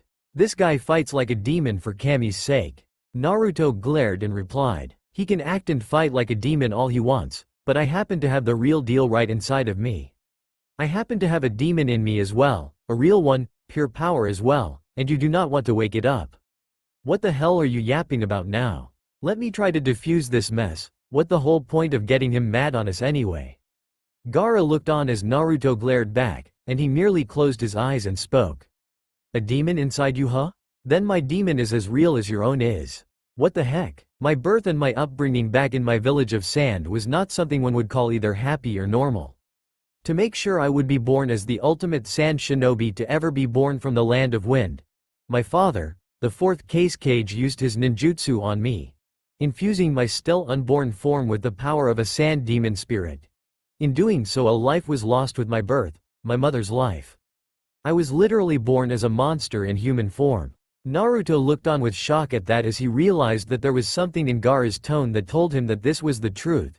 And it resonated with him, because it was the same as his own life. Shikamaru was also shocked and Gaara carried on. The name of that demon that melded with me was Shukaku, the living reincarnation of a former sand priest who died and became evil and was sealed in an old tea kettle. Shikamaru recovered and spoke. A demon-based jutsu, but to use it on a baby, before it was ever born? That is one creepy thought. Your father must love you well enough to give you that power. Can it be true? Can he really have a demon inside him, like I do? Gaara never showed emotion, but Naruto could tell that there was one emotion in Gaara: hatred. Love? You speak of love? Don't think I can be measured in your standards. It's not love I feel for my family, neither is it respect or any of those feelings you people have. The only emotional ties I have for them is hate. I hate my family. I hate them all to my very core. The only thing I ever wanted was to wrap either my hands or the sand in my gourd around their necks and kill them slowly. Given life by the death of my mother, I was nurtured to be the salvation of the sand village. My father taught me all the secrets of the ninja at a young age, and I was treated well enough, pampered and protected and left to my own devices, and for a time, I thought it was love, but that was only the beginning of everything. What the heck are you talking about? What kind of trick are trying to pull this time, Gaara? When the 6 years passed, when I was 6 years old, my father tried to have me destroyed far more than I cared to remember. The way Gaara smiled and looked quite insane made Shikamaru and Naruto look in shock. Both, however, were not backing away. You just said your father pampered and protected you? Was that some sort of lie? It was no lie. Those who get to be strong get to be feared, and I was feared by everyone in the village. The same jutsu that was used to infuse Shukaku in me had imbalanced my mind in some way. Even the most foolish of my village realized that I was emotionally unstable. My father, the case cage, created me as his ultimate weapon in battle, but even he saw that I was too dangerous and I became a threat to the very village I was meant to protect and save from disarray. When I was 6, I became a figure of terror to everyone, and in their eyes, I was nothing more than a relic of the past they wanted gone. I was a living monument to their sins that they wanted destroyed. And that meant I had failed the purpose for which I was given life utterly. So I asked myself, what was left for me to exist in this wretched world? What was the point of living now? For living and having no goal is the same as being a dead corpse. But then I realized that everything has a purpose and a goal to stay alive in this world. What is this lunatic freak talking about? Naruto remained silent and thought to himself. I know what he means, I know what he feels, because I was like him too. Him and I are no different from one another. We are both demon containers. Then I found the answer. My reason to stay alive was in the killing of all those who are my targets, since it was my mother's death that gave me life. Then it is in the death of ours that gave me purpose. I lived in fear of those sent to kill me, but now I do not fear death, and I have killed many would-be assassins sent by my father in the years. I learned that I truly lived when I fought and lived only for myself, and I loved myself. I have no need for others, and also long as there are those alive for me to kill, then I will find some peace and happiness in this overcrowded, wide and wretched world. I will live here for all eternity. This guy has lost his mind. He's not human at all, but a freakish monster. I was alone like him. I had no idea why I was alive, until Iruka-sensei came, and then saw me for me. Not for the Kyuubi, he gave me a reason for living. Then I met the old man, Kakashi-sensei, Sakura-chan, and even Sasuke. But Gaara, he had no one, and those who could have helped him turned on him. He had to find his reason to stay living on his own. But he came up with this. To kill in order to live. Could I have become like him if it hadn't been for Iruka-sensei being there? Could I have been like Gaara too? We're so different, but we're close to being the same. We're literally brothers in a sense. Naruto. Damn it all, not now. This is a drag. The reason for that was the sand suddenly came to life, and despite Gaara being pinned down by Shikamaru's jutsu, the sand came right at them as Naruto was frozen stiff by what he heard and how much the same he and Gaara were. Gaara was about to attack, but it was then that Guy arrived on the scene, and so did Fenrix, and Fenrix had a blade of pure fire aimed at Gaara's throat, and with one pull, the dragon Ascendant could have easily sliced Gaara's head off. I suggest you lay off with your antics, Gaara of the Sand. Harm anyone here, including my charge, I will slice your head clean off. Gaara looked at Fenrix, but even though he was emotionless, he mentally took a step back as he saw the dragon-like eyes that stared back at him. Gaara left as pain hit him as Guide told them to wait for the finals, and he turned to speak to them. All the same, I am going to kill you, I will kill you all. As Naruto left with Fenrix and headed back to the fortress home of his, the senior dragon Ascendant spoke to his student. I heard everything, but before you get any ideas, I think that you already have people who care for you. Sakura, Iruka, and Kakashi, Master Valen, the Hokage, and maybe even Sasuke. They are the people who gave you the chance to walk away from your personal hell. Gaara didn't have that, and look at him. Those people are important to you, Naruto, am I right? Yes, they are. So you must fight for them, for their sake, not for yourself. Remember the things you've learned, and remember what Haku said to you. Naruto remembered quickly what Haku said about how people gained true strength by fighting for others, and that steeled him to train even harder. If ever he would face Gaara, he would not hesitate to fight him with all he got at this moment and time. Elsewhere, where have you been, Gaara? We've been looking for you. Kankuro asked his youngest brother when he showed up, just as they were getting a very bad feeling about what was going to happen if he was out of sight, but he was back and seemed to be no worse for wear. None of your business. Kankuro sighed and kept his cool, knowing that no matter how angry he would get, he was no match for Gaara. Tamari sighed as she looked at both her brothers and wondered how it had come to this. They were here not to truly win the Chunin exams, but to help the Sound defeat and crush Konoha, the village that they were allied with, and so many died for this peace. The situation was so wrong to her, but there was reasons as well. The feudal lord of Wind Country ordered military cutbacks, forcing her village to downsize their forces and lose a lot of missions that could truly help them in many ways, and matters that should be in the hands of her village were handed to the people in Konoha, and that made them weaker in power and influence. That was the reason why Gaara was born as well. They had to go for quality shinobi instead of quantity. But now they were going back into war, under the order of her father, and the outcome. Tamari sighed as she looked out the window. Things were going to be very bad news now. Days later, the village of Konoha was currently getting ready for the coming second half of the Chunin exams. And it seemed that things were well on their way to getting very loud and entertaining at the moment. However, there were some new things that were being discussed in hushed tones by the villagers, namely concerning a certain blonde genin who had just discovered his own Kekai Genkei. Many of the villagers were making rude comments and saying that stuff was just garbage and there was no way a guy like Naruto would have a Kekai Genkei. The villagers, however, were getting rather curious on how the soon-to-come matches would turn out.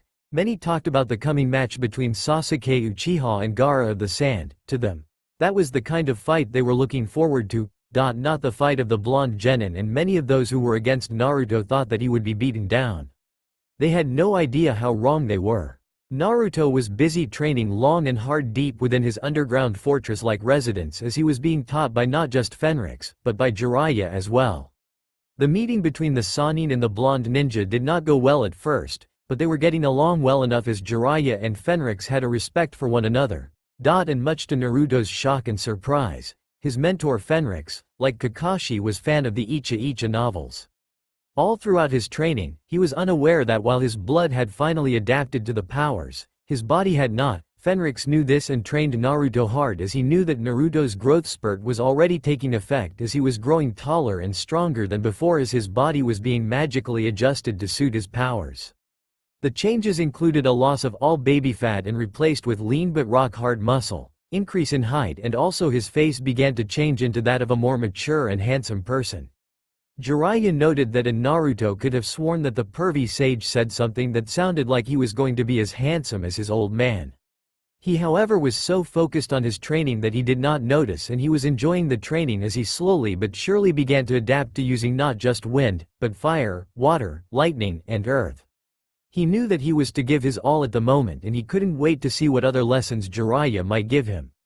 The pervy sage tested Naruto's use of the Kage Bushin and also his genjutsu, ninjutsu, and taijutsu skills, and despite his thoughts on the Sannin being a perverted old man, he was happy with the training. Jiraiya himself was interested in giving Naruto the contract of frog summoning, but waited for a better time to train him, as his new Kekai Genkei had to develop first. At the end of the month, he would teach Naruto just how to summon toads, and he was looking forward to the results of this meeting between Gamabunta and Naruto. It was during his training that Naruto wished he could use the ultimate move of elemental manipulation.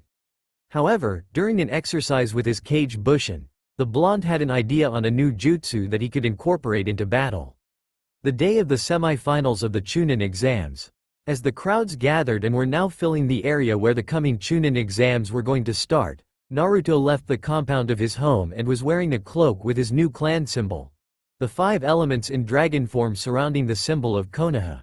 He decided to pay a visit to the old training ground, ignoring some of the comments heading at his direction, namely sent by young women. As he arrived there, he was surprised to see none other than Hinata herself. He was not expecting her here, but he decided to call her attention. Hinata. Hinata turned and she blushed bright red as she found herself looking at a very handsome young man with deep blue eyes and deep blonde hair that resembled the color of gold, wheat and the sun itself. She felt her heart race and wondered just who was before her. "Who are you? How do you know my name?" "It's me, Naruto." "Naruto? Is that you?" "Yep, but it can't be, I mean? Why? Do I look ugly or something?" "No, but you look so handsome, I thought you." Hinata blushed to the point that her face was bright red as she realized just what she had just said, but she could not help herself as Naruto looked so handsome that she felt like he was a god in human form at this moment and time. "Hey, thanks, I don't look at a mirror all that much, but if you say so, then it's true." "So, how are you feeling?" Hinata managed to look at Naruto and replied, "I'm feeling a lot better, Naruto-kun. The doctor said I should be careful, but I'll be fine. I hope to see you in action soon." "Count on it, I am going to make Neji regret ever making all those remarks towards you." "Thank you, I want to say, thank you." "For what, Hinata?" "For what you said before in the tower. I knew I would not be able to beat Neji-san. I was always shy and meek, I never had confidence before, even if I trained hard, I was always afraid of losing, of giving my all, but you, when I looked at you, and heard what you said to me to stand up for myself, I felt so alive and so strong, to know that you were right beside me. Hinata, I felt like I could fight to the limit and I was worth something. I might have lost, but I felt that I have changed for the better, thanks to you. So I have no doubt you can win, Naruto-kun." Naruto smiled and spoke to Hinata. "Thanks, you know something, Hinata. I have to tell you what I think of you." Hinata gasped as she felt her body tense up and her heart beat even faster at the moment as she waited in anticipation. "What is it, Naruto-kun? What is it you want to say? Do you like me? Please, I have to know. You know, back then I always thought of you as…" "What? Please, tell me what you thought of me, Naruto-kun. I must not faint. I have to know." Hinata felt her heart race at the expectation of what she had long waited for Naruto to say to her. She wanted to know that you were a weird, timid and odd girl. Hinata felt downcast and wondered if her shyness had finally caught up with her, and she wondered if this was what Naruto truly thought of her, and she felt even sadder. However, her thoughts of sadness disappeared as Naruto spoke. "But now I see you as a kind, strong-hearted, brave, and talented person, and I happen to like that a lot. I like people who are like that, and seeing you fight was impressive. No matter what anyone says, you will grow up to be a great ninja someday. Don't lose faith and keep it up, Hinata." Hinata blushed bright red at the praise and her sadness vanished as she could see that Naruto meant every word to her. "Thank you, Naruto-kun." Naruto smiled. "No problem, see you at the finals, Hinata." As Naruto left, Hinata was still blushing as she twiddled her fingers and felt her heart race and her feelings swelled. He said it, Naruto-kun likes me. As he made his way to the building, he was able to enter despite some problems at the entrance due to the Chunin there who guarded the doors. As soon as he proved that he was Naruto, he made his way in and was greeted by Fenrix and Jiraiya, who were eager to see this fight and show his newly created special ability. As soon as he entered the ring, he removed his cloak and was dressed in black pants, with orange stripes, and wore a simple black and orange striped shirt and vest with the same clan symbol at the back. He ignored the stares, including the one from Temari, and focused on the soon-to-come fight. In the ring, as the two faced once another, Naruto was more than eager for the soon-to-come fight. He was going to make sure that by the end of this round, he was going to beat the holy hell out of Neji and give him the beating he deserves for looking down on people's dreams and aspirations to be better and stronger, as well as proving to others that they were going to able to make themselves into stronger and better people. The crowds were expecting this fight to be easy for Neji, and then they could actually see Gaara and Sasuke face off once Naruto was defeated. Some admired the fact that he got this far, but they felt that he was going to be easily defeated by Neji. While many of the women were surprised at how handsome Naruto was at the moment, even Sakura and Ino were impressed. Naruto was focused in the battle and was now ready to give Neji the sound beating he deserved for his words, but for the moment, he wanted to see just what Neji was capable of unleashing with the Byakugan and the gentle fist at the moment, so for now, he was going to let the people think that this fight was going to be simple. He however was not going to let Neji think he was going to have this fight in the bag just yet. Neji however was not that confident, despite his calm stance at the moment. He was cautious in attacking Naruto directly as Naruto's abilities were making him a deadly foe at the moment. Begin. The moment the Jonin Proctor Genma said that, Naruto quickly attacked with several kunai. One Neji caught and used that to block the incoming attacks. But Naruto was quick to attack and unleashed several fast punches, and while Neji evaded them and used his Byakugan to attack Naruto. However, Naruto was quick on the uptake and quickly moved out of the way and launched a powerful spinning kick at the side, and Neji managed to block the attack. But Naruto was not going to let him get away so easily just yet, as he quickly recovered and leapt over Neji, and as he landed he turned and launched out a swipe kick the Neji leapt over. Naruto however followed up with a reverse spinning back kick that hit Neji in the stomach, making the Hyuga clan member realize that while Naruto was not using his full power, even so he was not someone he could afford to take lightly. The two engaged in several hand-to-hand combat attacks, and while Neji tried to use his gentle fist, Naruto was not going to make it the least bit easy for Neji to score a direct hit at the moment. The fight proved to be a winning one, and the crowds watched as Neji and Naruto were fighting their best in the moment before them. For every kick Naruto unleashed as well as every punch, Neji was able to counter, but even then, the speed and power of Naruto's attacks were very good, as Neji had to strain his Byakugan to the limits to even things up at the moment. His attacks were getting better, but Naruto countered with quick and effective movements, using his hands and arms to block Neji's attack and also his legs to block in effect Neji's kicks. Naruto unleashed several kunai and shuriken that Neji easily evaded, and the two attacked once more and Neji threw several kicks at Naruto. But Naruto leapt away and did a spinning backhand upside down that Neji managed to block, and he attacked with a back kick that Naruto blocked in retaliation, and when he landed, the blonde genin launched a powerful series of kicks at Neji, who blocked as best he could. Not bad, even when not using his powers, he is more than capable of fighting. This fight is going to be a lot longer than I thought, but since he is not using that power, I can beat him with those jutsu. You might have trained long and hard, Naruto, and I respect that, but fate cannot be changed. I will win this fight because destiny is on my side. As the two separated, Neji attacked with his gentle fist and managed to hit Naruto, but Naruto countered the attack by moving backward and grabbing Neji's hand and pulling backward and landing a powerful elbow into Neji's body, which Neji blocked with his other hand. Naruto countered with a powerful rising knee attack which hit Neji in the stomach. Neji however countered with several palm strikes that forced Naruto back, and this was when he made his move.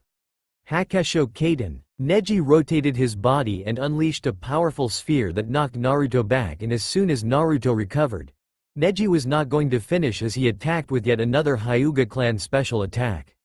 Hiyashi was impressed and saw how Neji was able to use such techniques that were never taught to him due to being a branch family member. His daughter Hanabi thought the very same thing, as well as her cousin was proving to be a lot better than she thought, but she too was impressed by Naruto's moves, but the second move seemed to guarantee Neji's victory. Hake Rokuhuion Sho. Naruto got hit so many times that it seemed that he was going to be knocked out, and Naruto moved down to his knees, and Neji couldn't help but be impressed at how Naruto fought. He had managed to pull out several hits and the two Hyuga clan moves, and now it seemed that he would win in the end. You fought well, Naruto-san, but you have lost. What makes you so sure? Accept it. I don't know why you didn't use that ability you showed before in the preliminaries, but now without your chakra, you can't use it at all. Fate is unchanging and losers cannot be able to change. That is the will of fate. Screw that fate and destiny crap. What makes you think that is all true anyway? You really want to know? Very well, take me for example. What are you talking about this time? Neji then removes the Konoha forehead protector, and there on his forehead was a seal in the shape of an X. Naruto looked at it as Neji spoke. I had this disgusting mark on me when I was merely 4 years old, and so did my father Hisashi since his own birth. My father was born after Hinata's own father Hiashi, and as clan laws dictated, he was relegated to be a member of the branch family. The Hyuga clan are of two parts, and the branch family's fate and destiny are to be the ones who would protect the main branch. I was unaware of it at first, until I saw how they treated my father and me, how we were always relegated to other tasks despite our own talents. This cursed seal was always used for those of the branch family who were always destined to be nothing more than shields for the main family. This seal was given to me by them on the day when Konoha and the Country of Lightning signed a valuable peace treaty after a war between them and an alliance. A celebration was held that day. The head ninja of the hidden village of the Cloud was Lightning Country's representative.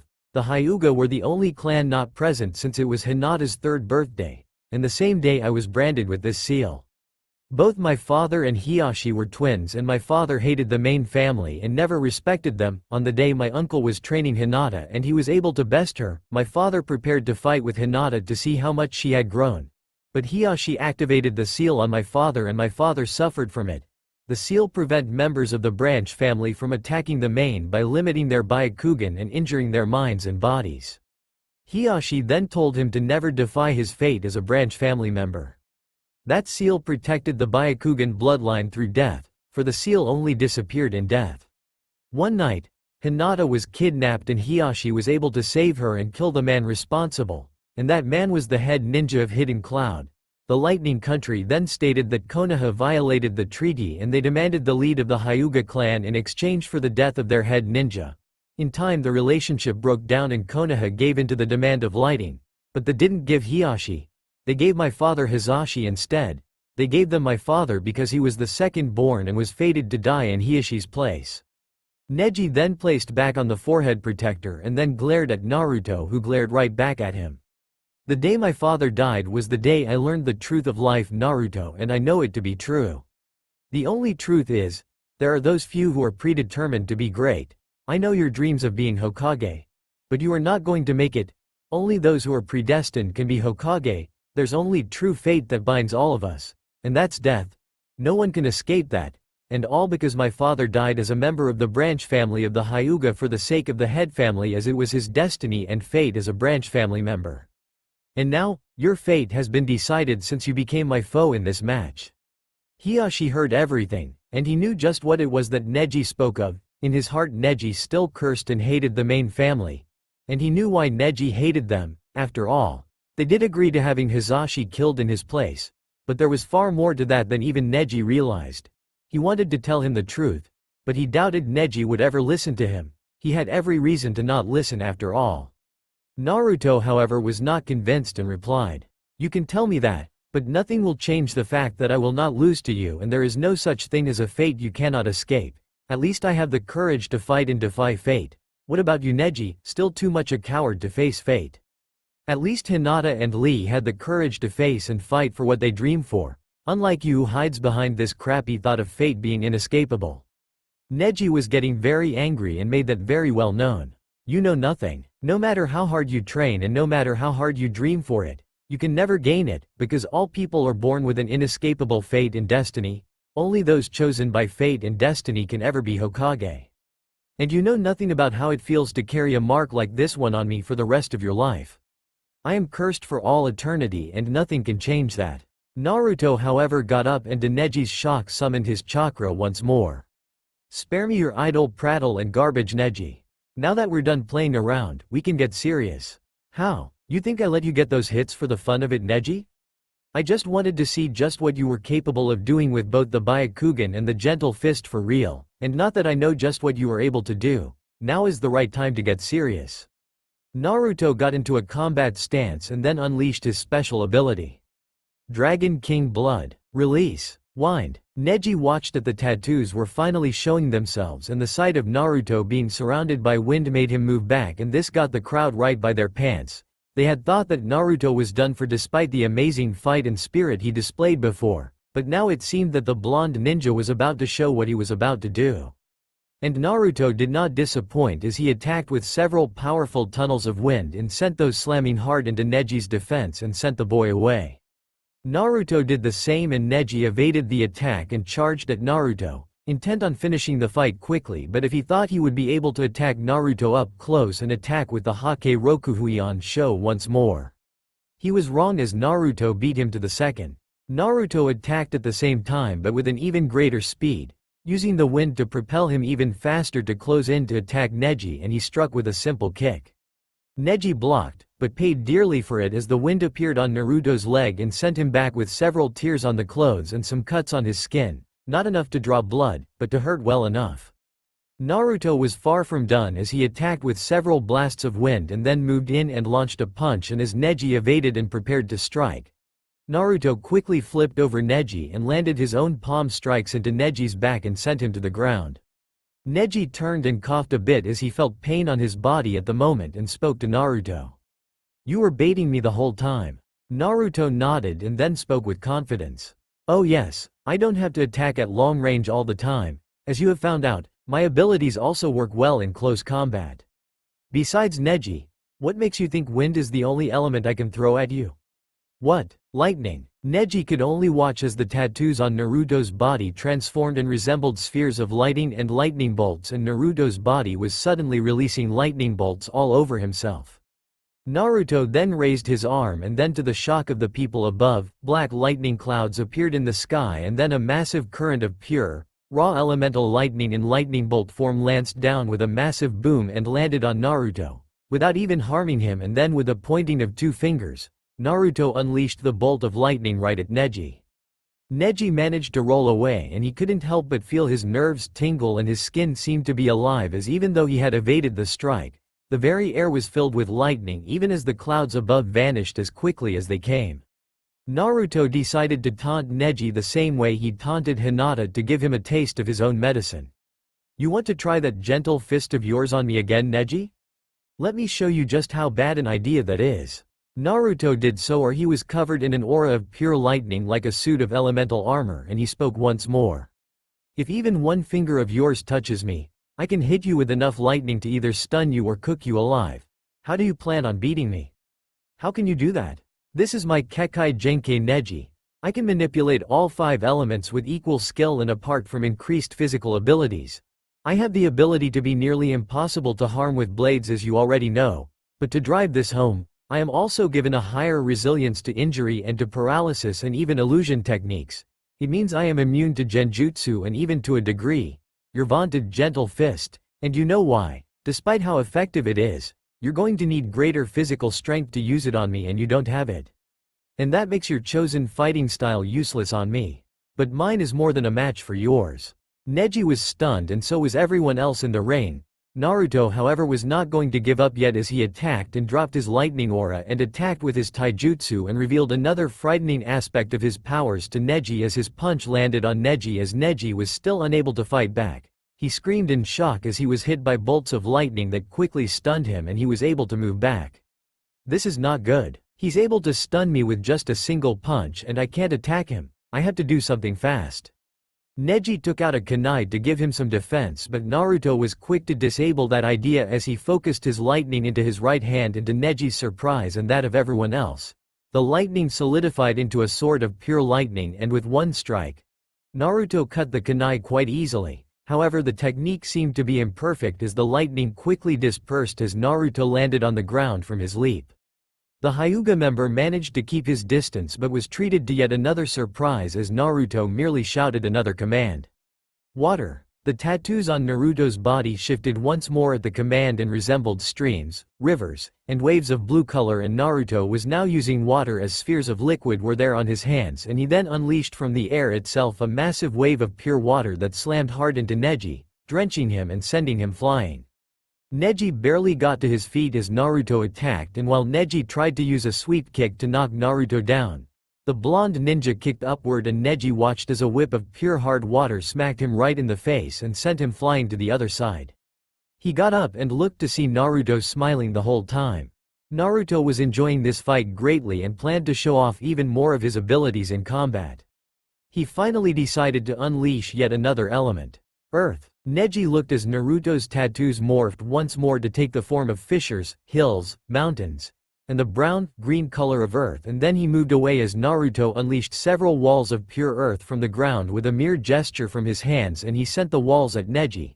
Neji managed to evade the attacks, but he was not given a respite as Naruto attacked with and unleashed a powerful trio of waves made of earth to imbalance Neji, and he landed several kicks to Neji and knocked him back.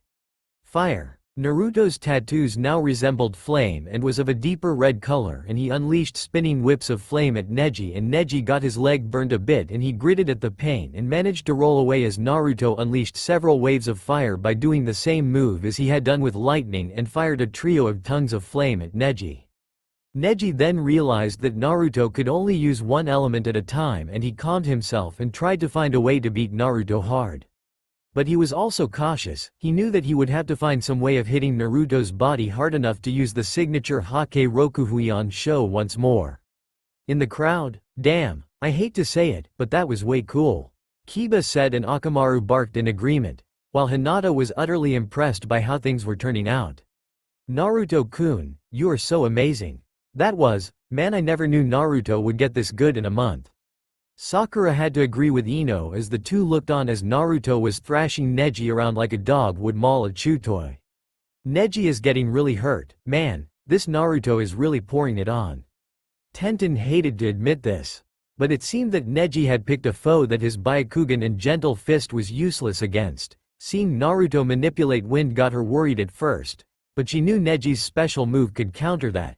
But when Naruto unleashed his power over lightning and now water, her thoughts began to change. Hiyashi could only look on in growing amazement as Naruto was busy pounding the very life out of Neji. Seeing Naruto stand up to the Hakesho Kaden and the Hake Rokuhuion show without ill effect was surprising. But this was something else entirely. The Chunin were speaking rapidly to one another, and the Jonin were also talking with one another as they saw the power Naruto was displaying at the moment. The villagers were also chatting, but many were hooked at this fight at the moment. A masked Anbu couldn't help but look on at the sight before him. How the heck did he do that? Only the Nidaime was capable of using water jutsu without a water source. One of the Anbu said as he and his companions looked on. The captain, however, replied, "That was no water jutsu, he is using water differently. He did not use any hand seals, and I think, no matter how crazy this sounds, he was able to pull water from the air itself." In the Hokage's viewing area, Sarutobi couldn't help but smile at the sight. Naruto had gone far even though he had only a month's worth of training. "Who is this young man?" Sarutobi turned to the case cage and replied, "Naruto Uzumaki, who has an amazing Kekai Genkei, and despite his tender age, is head of his own clan here in Konoha. You saw his new clan symbol of 5 dragons surrounding the Konoha symbol. He is relatively new in his powers, but he is growing. I have a feeling that he might even surpass all the noble families and their own Kekai Genkei." "I see. Naruto-kun, where did you get this power? You did not have this when you were in the forest, and it is certainly not the Kyuubi's power. You are interesting." Naruto smiled as he finally revealed his special ace in the hole. He had been training in secret with this jutsu ever since he had discovered that the cage bushin he would normally make could also carry his powers, and that meant that they could use his ability to change the elements that they were able to wield. He had thought it over and wondered if it could work. He had presented the idea to Fenrix, and the senior dragon Ascendant had to admit the move was very ingenious. And even the pervy sage Jiraiya was impressed by the move and said that what he had planned was taking the use of cage bushin to a whole new level. It had been a very hard run to master the style and how to properly use attacks that could work well in conjunction with what he had in mind. It had taken him weeks to master some basic maneuvers. "Here's my special trick, and this is what I have been training in when I use my Kekai Genkei. I hope you're ready for this." Cage Buishin no Jutsu. Naruto created several clones, and there were now, since there were 5 opponents before Neji in the ring. Neji wanted to know just what Naruto was up to at the moment, and he decided to speak. "Cage bushin, despite that being a Jonin technique, that jutsu is no Kekai Genkei." Naruto was smirking, however. He had been training with this for some time now, and now was the time for him to keep his promise. "No, not on its own, but the cage bushin are my aids. I have yet to fully master the ability to manipulate the elements to the point I can use all 5 together, but with the cage bushin, I came up with the next best thing. Dragon King Blood. Release. Fire." One by one, each of the cage bushin spoke the same phrase, But instead of the same element that Naruto spoke, they spoke the other four elements. Dragon King Blood, release. Wind, Dragon King Blood, release. Earth, Dragon King Blood, release. Water, Dragon King Blood, release. Lighting. The four other Kage Bushin were quick to be covered with the tattoos, but the four were armed with different tattoos, and to the amazement of everyone in the ring and in the Hokage box, Naruto was now carrying a full burning flame in both hands and feet, while the other Kage Bushin were wielding either vortexes of wind, orbs of crackling lightning, flowing springs of water, and chunks of earth floating about. The gasps and comments on what they were seeing at the moment filled the whole ring as the people of Konoha, the dignitaries, ninjas, and the feudal lords. What they were seeing was utterly unheard of at the moment.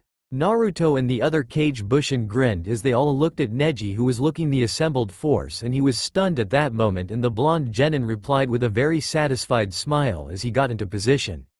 And the Kage Bushin did the same, and as soon as the position was set, it resembled the elemental chakra table usually seen in the academy. Naruto, who was currently using fire elemental manipulation, was in the lead, followed by the Kage Bushin using wind elemental manipulation, then by the Kage Bushin using lightning elemental manipulation, who was then followed by the Kage Bushin using earth elemental manipulation, and lastly by the Kage Bushin using water elemental manipulation. Like what you see, this is my personally created elemental Kage Bushin formation jutsu. This is my personal jutsu and only I can do it.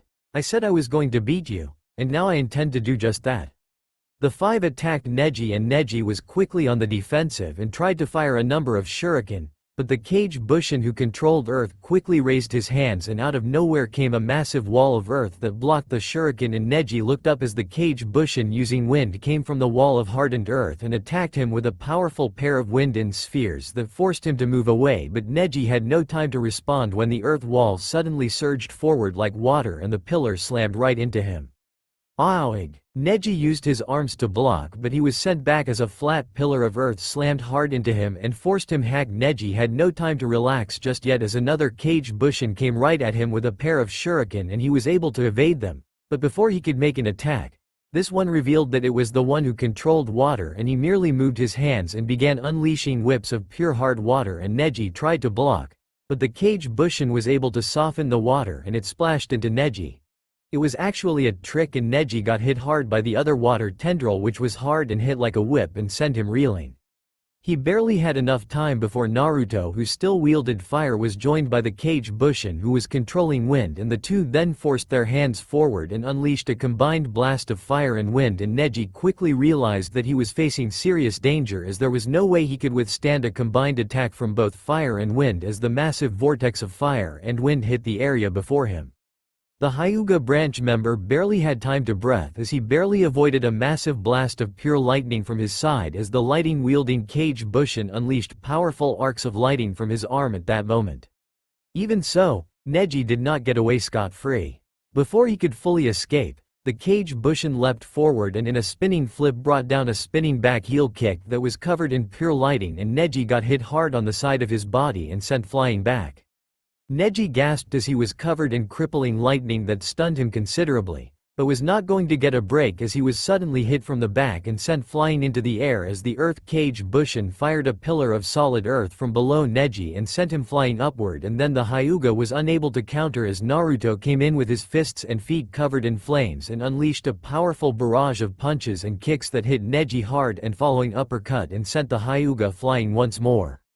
The water-wielding Kage Bushin came into play as he leapt upward and unleashed a massive wave of water that turned into a massive hand which grabbed Neji and swung him around the ring and then released him and sent Neji sliding on the earth, and when he stopped, he coughed out some blood and he looked to see Naruto and all four of his element-wielding Kage Bushin moving in formation, and he couldn't help but try to get to his feet. Naruto growled and spoke to Neji. So, had enough? Neji was not going to give up as he got back to his feet. He was not going to give up at all at the moment. However, Naruto was not the kind to let things go easily, and he decided to take it up a notch, and he nodded to all his Kage Bushin and then to Neji, and everyone else's surprise, the earth-wielding Kage Bushin became fire. The fire-wielding Naruto now wielded water.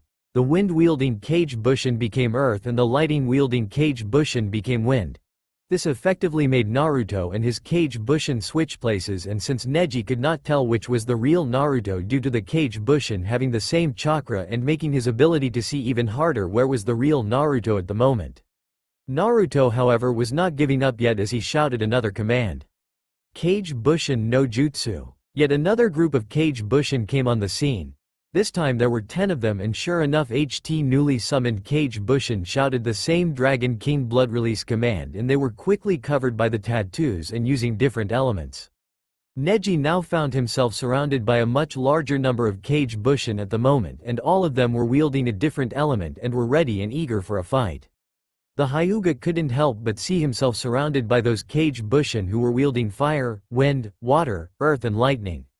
He didn't know what to do at this point in time, and before he could do anything, all of them charged at him and he got ready to defend himself, but before he could do so, 3 Kage Bushin wielding earth hit him with several earth-based attacks. The first included a flying wall of earth. The second several large chunks of earth powerful enough to crush bones and pulp flesh. And the other one was a number of earth tendrils. Neji managed to evade most of them, but his injuries made his reaction time even slower as he was hit by a part of the wall and sent rolling back as the 3 wind-wielding Kage Bushin attacked in tandem, and he was sent flying into the sky with a pillar of wind, and Neji was thrashed about, left and right, and then 3 Kage Bushin wielding water moved upward, being able to fly with the use of water to propel them upwards, and then all 3 unleashed a powerful wall of water that slammed hard into Neji and sent him down to the ground. Neji tried to get up as he was soaked in water, and as he did so, he looked up and got a full blow to the face with a lightning-covered uppercut and was only able to scream in pain as his body was stunned by the attack, and he saw 2 of the same lighting-wielding Kage Bushin making their move. One leapt over the shoulders of the one that gave him the uppercut and kicked him solidly in the chest and sent him flying back, and the third did the same and followed him in mid-flight and flipped in flight to deliver a powerful reverse heel kick covered in lightning that sent him crashing down to the ground once more. The crowd could only watch in shock while the other Jonin were very much surprised. Incredible, to be able to use all 5 elements without hand seals, not mention being able to shrug off that many injuries and hit with even greater force, speed, stamina, and recovery. I guess my father was not kidding when he said that Naruto's Kekkei Genkai was unique. Asuma said as he took a fresh cigarette and looked at the sight of Neji being beaten so easily at the moment.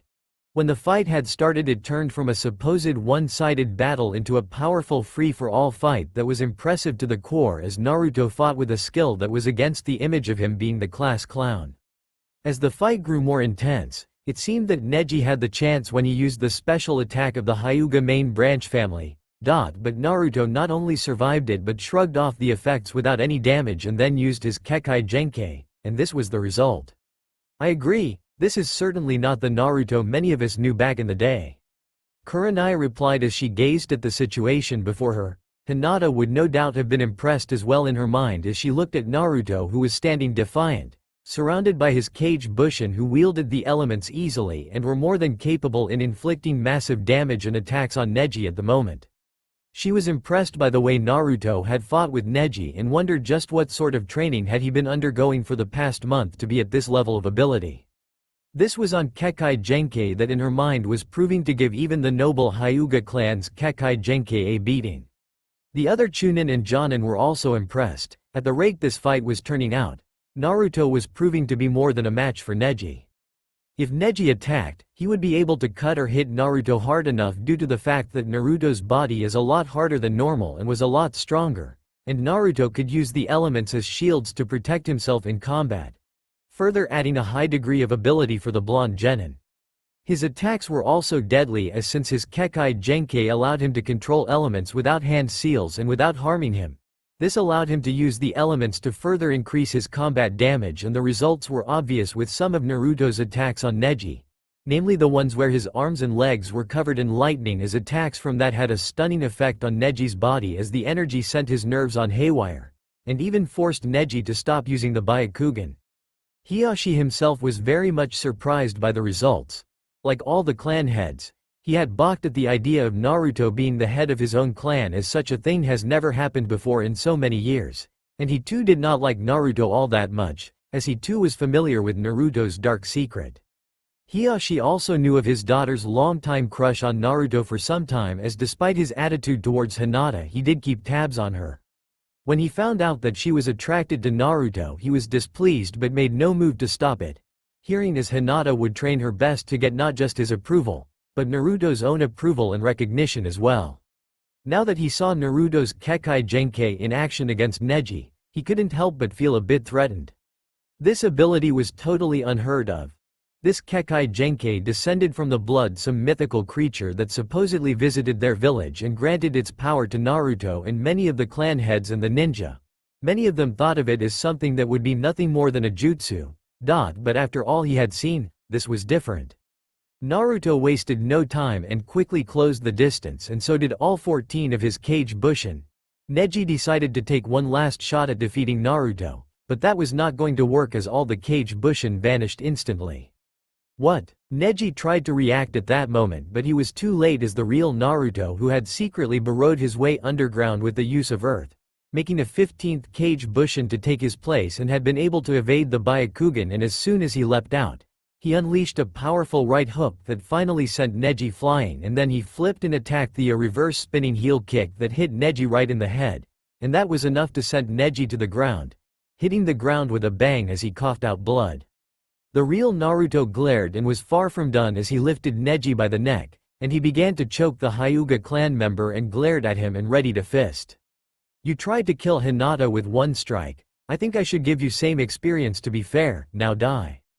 Genma tried to move in, but seeing how Naruto had easily demolished Neji, he was more cautious. Hiyashi looked on and felt worried as he was about to see Neji be killed. Neji couldn't help but feel that this was the end. But in truth, Naruto stopped his fist a mere inch from Neji's face and he pulled it back and spoke. Do you apologize? What? I said I was going to beat an apology out of you for those comments you aimed at Hinata and to those whose dreams you tried to talk down, and now that you can barely stand I suggest you give me the apology I asked for. Come on Neji, it's not that hard, is it? Or are you too proud to say those words? Pride means nothing here, your life is my hands at this moment. How does it feel to know your life now hangs in the hand of one who used to be a failure? Naruto then released Neji and spoke to him as Neji to the ground. Do you know how many times I failed the graduation exams? Neji looked at Naruto, who glared back at him, and the blonde continued. I failed many times, and all because the one jutsu I couldn't master was the Bushin jutsu. Weird, isn't it? I am able to make as many Kage Bushin that I want, but I couldn't even make one Bushin back in the academy. Let me tell you something, Neji. You think I don't know what it means to carry a mark for the rest of your life?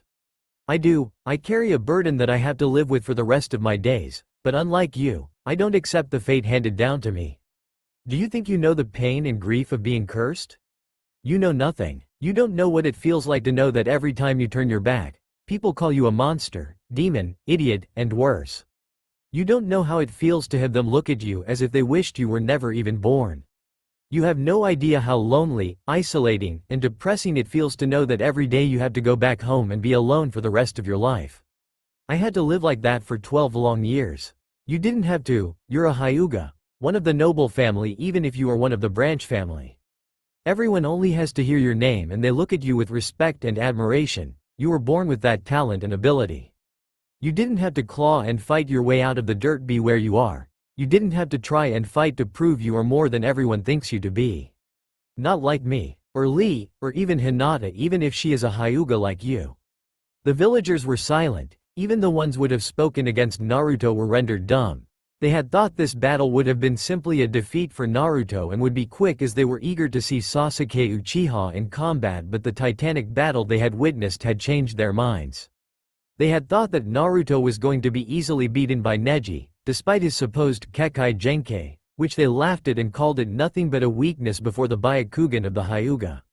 But now they were taking their words back, because not only did Naruto withstand and survive, but outright demolished Neji, who was last year, #1 genin.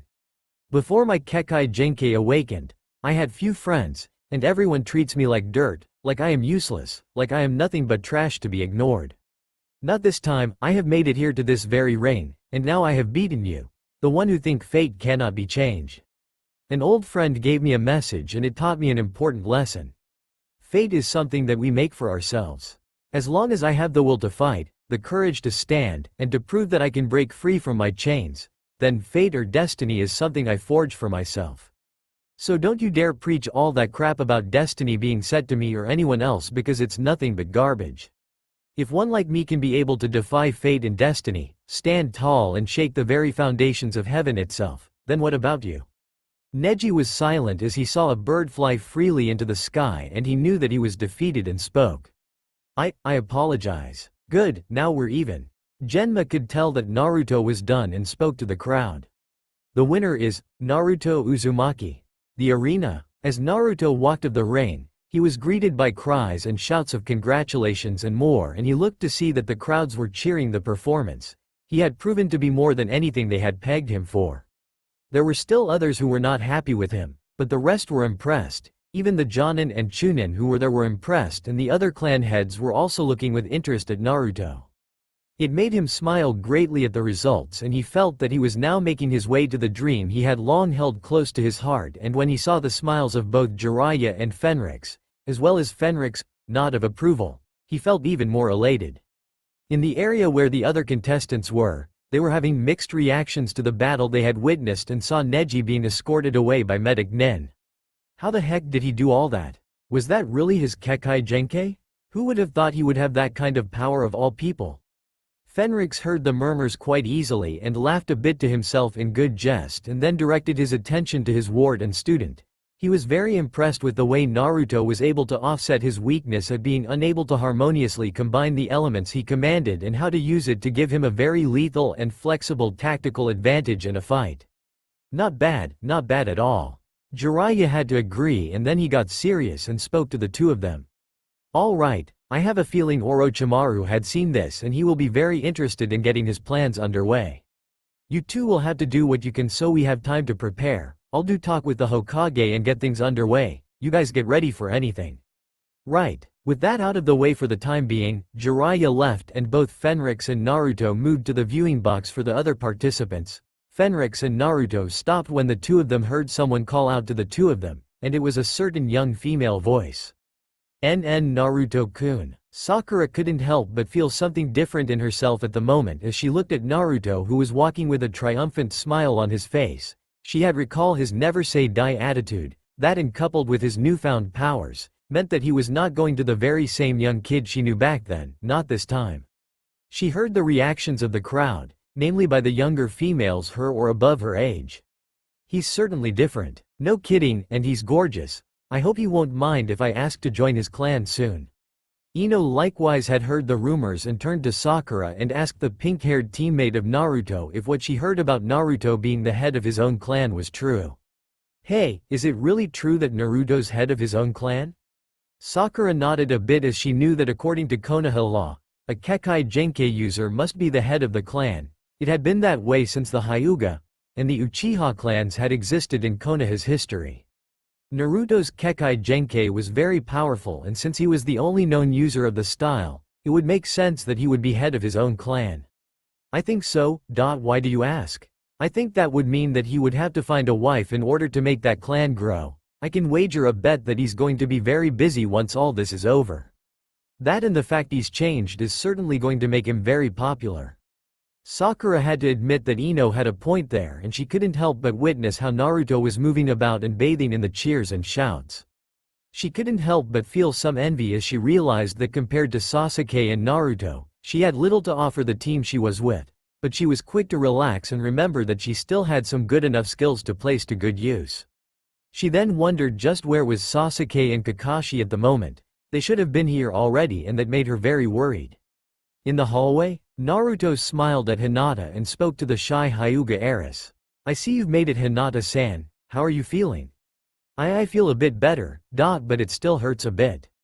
Fenrix however sensed that Hinata's injuries were a lot worse than they were, and she needed proper medical treatment in order to be fully healed, and he had an idea. He had brewed some healing potions in his free time as he was very knowledgeable about their creation. The supplies they had in the mansion were enough to make a fair number of them.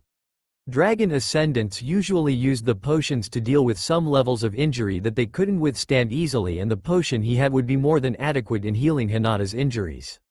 With that in mind, he took it out and handed it to Naruto. Naruto knew that it was, and that was due to the fact that he had been present when the potion was made, and he too had noted that Hinata didn't seem that fully healed. Naruto looked at the potion handed to him by Fenrix to give to Hinata, and he looked at his mentor, and after seeing Fenrix give a smile, he nodded and gave the potion to Hinata. The potion was specially made as apart from training in the martial arts, as well as elemental manipulation. The senior dragon Ascendant taught his student the art of potion making and provided him with the basic understanding of making special potions for healing, and this potion was known as the Spirit of Life. The potion resembled something that was deep red in color and comprised of a mixture of powerful herbs and liquids that the senior Ascendant knew were good for healing major wounds, as he could see that Hinata had been badly injured and required the potion's powers at the moment, and since Naruto's work was good enough for this kind of injury, there was nothing wrong with him giving it to Hinata. Hinata took the large vial and wondered just what was inside of it. "What is this, Naruto-kun? It'll help with your injuries, Hinata, don't worry, it's perfectly safe." Hinata nodded and removed the stopper and took a drink of the liquid and finished it. It had a sharp but pleasant taste and seemed to let some form of warmth flow through her body at the moment. And to her amazement, the wounds in her body have fully healed and she was back to being fit and strong again. The Hyuga heiress smiled and sighed as she spoke to Naruto. "Thank you so much, Naruto-kun, I feel much better." Naruto smiled at that and replied, "No problem." Hinata couldn't help but feel very happy with herself and with Naruto. Not only had he defeated Neji with his own Kekkei Genkai, but he was being recognized by the village in a more positive light. And it showed as Naruto was very happy, and it made her feel very happy for him even more. She then wondered if he wouldn't mind. What am I thinking? The Hyuga heiress blushed bright red at the thought she suddenly had in her mind. She had wanted to ask him if he was going to be able to be free this afternoon after the finals.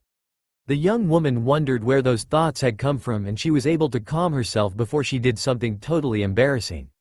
She also couldn't help but have a thought on asking Naruto if he was really going to be ahead of his own clan. She had heard the rumors and it made her very curious. Hinata was educated in many things and was very familiar with the law requiring that a clan head must have a wife in order to start up a clan, and she began to think, "No, I can't do that, I'm still too young, and I don't think my father would approve, but still, if Naruto-kun asked me to be his wife, it would."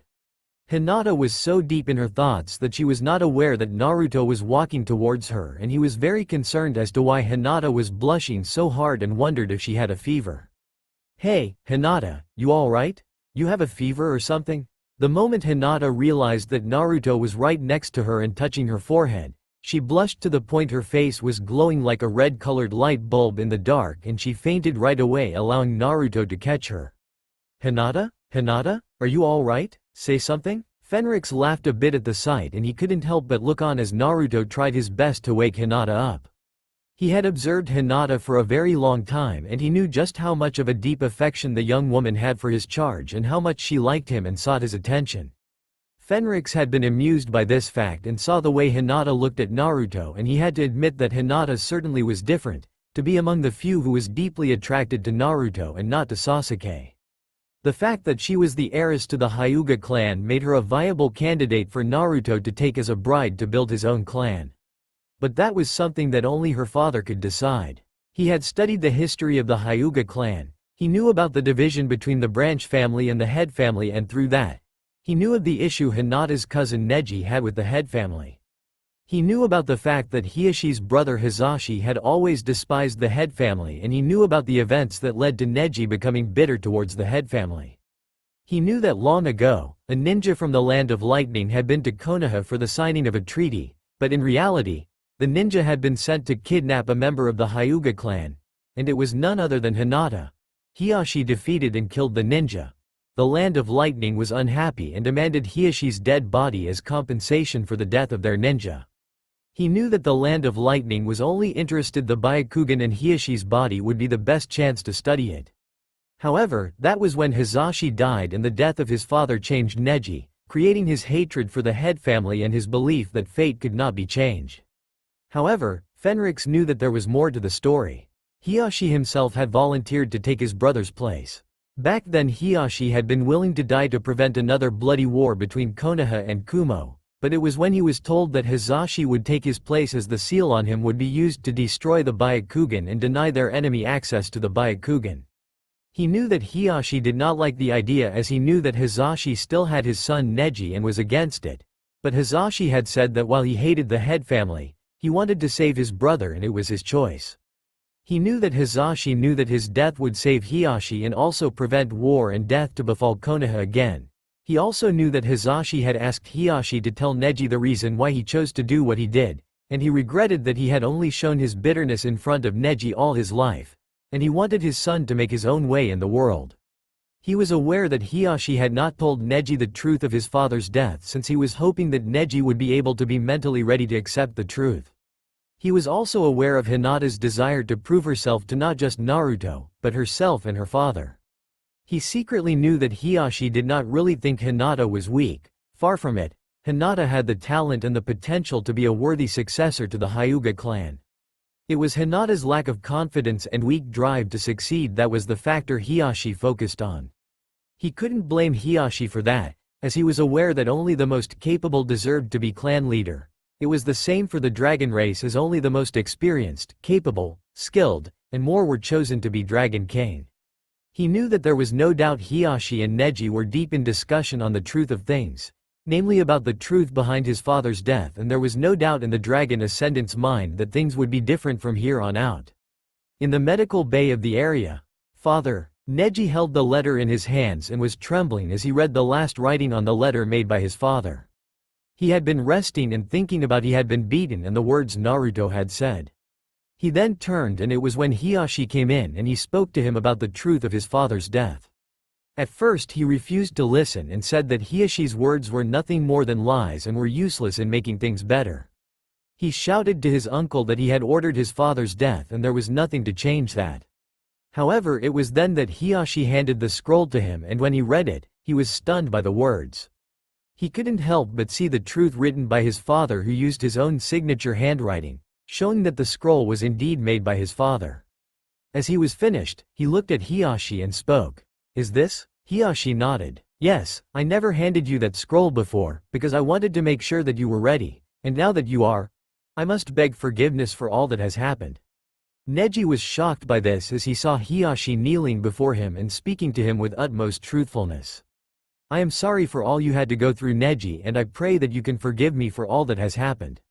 Neji was feeling all the more confused, but his decision was clear and he placed aside the letter and replied. Please uncle, stand up, I forgive you. Later, Neji looked out into the sky and wondered just what the future held for him. He had always wanted to be free and now that he knew the truth of his father's death and that he was free to make his own decisions in life. As he looked at the clouds and recalled the old saying that he had heard before. The truth shall set you free. Knowing the truth that despite the fact he chose death, his father chose that path of his own free will and was never forced into it. He could have refused since he would have not wanted to die for the head family, but he chose to do so and not as a member of the branch family but as Hiyashi's brother. Neji thought it over and checked his injuries and decided on his course of action. I will not lose ever again, father, I swear to you, I will not lose ever again. I will make my own destiny and I will make you proud of me. As for Hiyashi, who was also deep in thought, the head of the Hyuga clan had thought of something important, something that he knew he should have done ever since he became head of the Hyuga clan, but hesitated to do. After seeing Neji's growth and his natural skill, it was about time that he went to work on mending some old mistakes. The Hyuga clan was in a rift that had to be healed, and he knew just what to do. He also thought about the future of his daughter Hinata. The rest of the matches proved worth watching in Naruto's mind as well as that of Fenrix. Both senior and junior dragon ascendants. Naruto's month-long training with his senior ascendant teacher had taught him the value of studying a fight to know just how the battle would turn out, and the next battle he witnessed was the battle between Shikamaru and Temari, while many of the crowds were against the whole thing. Temari and Shikamaru were going at it and the lazy but intellectually gifted genin of Konoha had said something that apparently had angered Temari as she attacked him with great strength and speed. However, Shikamaru was showing his intellect in the fight and Fenrix approved of it while Naruto cheered Shikamaru on to see how the fight would turn out. All the while, both were being eyed by Gaara. The sand-wielding ninja had a lot to think about after witnessing Naruto's abilities in combat, and he was eager to see who among them would survive a one-on-one fight. The fight turned to Shikamaru's favor and he was about to be able to win, but he surrendered, and when that happened Naruto was not happy and neither was Ino, who had been cheering him on before. Fenrix, however, had seen that Shikamaru's decision to forfeit was the right one. The boy was exhausted and didn't have enough chakra to hold Temari. And he told that to Naruto as well, and Naruto had to admit that in light of the situation, Shikamaru made the right move. However, it was not long before the main fight everyone was hoping to see was about to start. A lot of them were eager to see the fight between Gaara of Suna and Sasuke of Konoha. And the sight was getting very interesting, and it annoyed Naruto a bit on what was his teammate up to. I wonder where Sasuke and Kakashi sensei disappeared to this time? They should have been back at least a day or two ago. Whatever technique Sasuke has learned must take a long time to master Naruto. That is why they take long. In fact, they should be already here. Are you sure, Fenrix sensei? Yes, I can feel them coming already. You should be able to do that too. Naruto tried to focus and faintly smiled as he felt the arrival of Kakashi and Sasuke, and that was enough for him. Fenrix observed that and smiled a bit. Naruto was developing already his ability to sense the chakra of another person. But it was not yet at the level needed to fully sense everything and everyone's life force in the world in all its entirety. For now it seemed that the long-awaited battle with Gaara and Sasuke facing one another was about to start as the two finally arrived, and Sasuke turned to see Naruto and Fenrix looking, and he merely gave a slight smirk and got ready to show his own growth under Kakashi. It was then that Lee and Guy had arrived, and both of them were told of the victory of Naruto's Kekkei Genkai over Neji. Lee was impressed and hoped to face Naruto's own Kekkei Genkai to see how powerful it was if it could outmatch Neji's Byakugan. The battle was starting and everyone was cheering Sasuke on, but both Naruto and Fenrix had their doubts. They both recalled the time that they had heard Gaara's words, and the two knew that this fight was not going to be simple. Despite the fact that Sasuke was using the same power, technique and speed as Lee, both knew that Lee's taijutsu skills were not enough, and it was then that Gaara created a massive sphere of sand that surrounded him, and no amount of physical attacks from Sasuke could break through it. However, it seemed that Sasuke was not deterred, and then he summoned his chakra and created a sphere and then ran down with lightning coming from it as well as a strange sound. Guy turned to Kakashi and spoke. So that's why you taught him the same techniques I taught Lee? You taught him your lighting edge? Yep. That's only possible since he is an Uchiha with the Sharingan and is like me, a lighting chakra user type. Lightning edge? What's that? Both Ino and Sakura asked the two. Jonin and Guy took the explanation to them as well as Choji. The lighting edge is a term for Kakashi's only original technique. It's named that way that it was able to cut through a lightning bolt during one of Kakashi's missions as a Jonin at a young age. Cut a lightning bolt? Wow, get real. Guy continued with the words as Sasuke was still there to attack Gaara's sand shield. But its real name is Chidori. Chidori? Guy nodded and replied. That is the lightning edge's real name. It is an assassination-style attack that focuses the chakra to the arm until it can cut through anything it hits, and is very fast. It sounds like 1,000 birds chirping as well, which further adds weight to the name it has. However, it is still a ridiculous move in my mind. Kakashi snorted a bit in a friendly manner. You're the one to talk. Isn't that right, Lee? Lee didn't say much and was silent for a reason. He had once mocked Sasuke that he was not fast enough in the body to match him, but now the Uchiha was able to do so. Naruto and Fenrix, however, were not focused on the technique. Impressive as it was, they had other thoughts in their minds. It seemed like Sasuke would come out on this battle all right, but the crowd were about to get something none of them bargained for. Blood. It's my blood. The cries from Gaara frightened everyone as he sounded like he was turning insane with rage, shock, pain, and anger. It was then that Sasuke had no choice but to shout in his own pain and use his lightning to free himself as something began to wrap around his arm, and he was surprised to see the sand coming around him, and he knew that he had to escape fast. Something was not right. It was after he escaped that a massive arm of sand came out from the hole that was in Gaara's sand sphere and tried to crush him like a grape. Everyone in the arena gasped in shock at the sight of the massive arm that came out and tried to crush Sasuke. Temari and Kankuro, however, had seen that before and knew quickly that things were about to get very ugly. The elder brother of Gaara recalled seeing that happen, and he was not able to eat for a week after that. and Temari was no worse for wear either. What the heck? Kakashi was surprised greatly as well as Guy was as they looked on at the sight before them. They both knew Gaara was different, but this. Sakura and everyone in the Rookie 9 were also shocked by the sight, and in Sasuke's case. He heard a dark, bestial growl and then he saw something moving and then he saw it. A very evil-looking eye with great bloodlust, hunger, rage and more looking right at him, and he felt fear hit him right in the heart and body. What is that? Fenrix sensed something terrible awakening deep in the sphere of sand. He could feel it, something dark, malevolent, and bloodthirsty. It was not a very good feeling, and he could see that despite Naruto not being up to the level to sense it, felt something in the air like he did as well. This was not a good thing. Something's wrong, sensei. There's something in the air. It's Gaara, or rather, what is inside of him. It was then that the plan of Orochimaru took center stage. A masked Anbu who had been able to witness the powerful battles with Naruto and Neji being the first, and then this made his move and suddenly the audience began to fall asleep in moments. Everyone in the arena were under the genjutsu that the Anbu was casting on them. However, not everyone was caught as several Konoha ninja were able to counter the jutsu.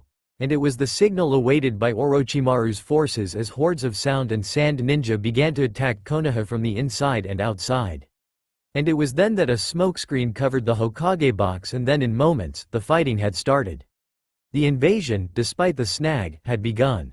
In the ring, Naruto and Fenrix however were unaffected by the genjutsu due to the fact that both of them had dragon blood in their veins, which allowed them the ability to resist illusion-based attacks on them, and as soon as they saw the ninja they leapt into the ring and began to fight them off. Several sound ninja were quickly sent flying back with intense force as Fenrix merely gave a light punch to them, but unlike Naruto, Fenrix could unleash his full strength, and if he had not controlled his blows, it would have sent them flying beyond the ring itself or dying from sheer impact force. Suna and Sound Ninja slamming hard into the walls and other parts of the arena by the two. The senior dragon Ascendant moved quickly to his student's side and the two fought side by side and made their way to where Guy and Kakashi were at that moment. They had been so busy fighting that they were not aware that Sasuke had decided to go after Gaara, Temari and Kankuro when the three siblings had left the arena. The two Jonin were more than able to take care of themselves. That much the two could see, as Guy's taijutsu was more than enough to knock about any attacking sound and sand ninja, while Kakashi was proving to be more than bailed to fight well. Naruto quickly turned and blocked an incoming attack from a sound ninja towards Sakura, who was barely able to stop an attack directed at her unconscious friend Ino. The sound Jonin's smile vanished as he saw that his sword was cracked when it struck Naruto at the neck, in which a stroke would decapitated a normal ninja. Naruto retaliated with a powerful kick towards the ribcage and the sound of breaking ribs were heard and the ninja was sent flying back. Three sand ninja attacked, but Naruto merely reacted by unleashing a powerful blast of fire coming from his mouth, surprising Guy and Kakashi as they saw that Naruto had not used any hand seals. The three ninja were burned and sent back as Naruto turned to Sakura. "You alright, Sakura-chan?" "I'm fine, but Ino's still out at the moment." "What the heck is going on here?" Kakashi replied in answer to Sakura's question at the moment. "We're under attack by sound and sand. Apparently they were planning to hit us with our pants down, and one of their agents used some sort of genjutsu to put everyone else to sleep. Only a few of us were able to counter with the release jutsu." Fenrix then turned and saw what was happening with the Hokage, and he knew just what was going on at this moment and time. The leader of this attack, Orochimaru, he seems to be after the Hokage at the moment. There is a barrier being set up by four individuals who are also using some parts of the shield to protect themselves. The power in that barrier is considerable.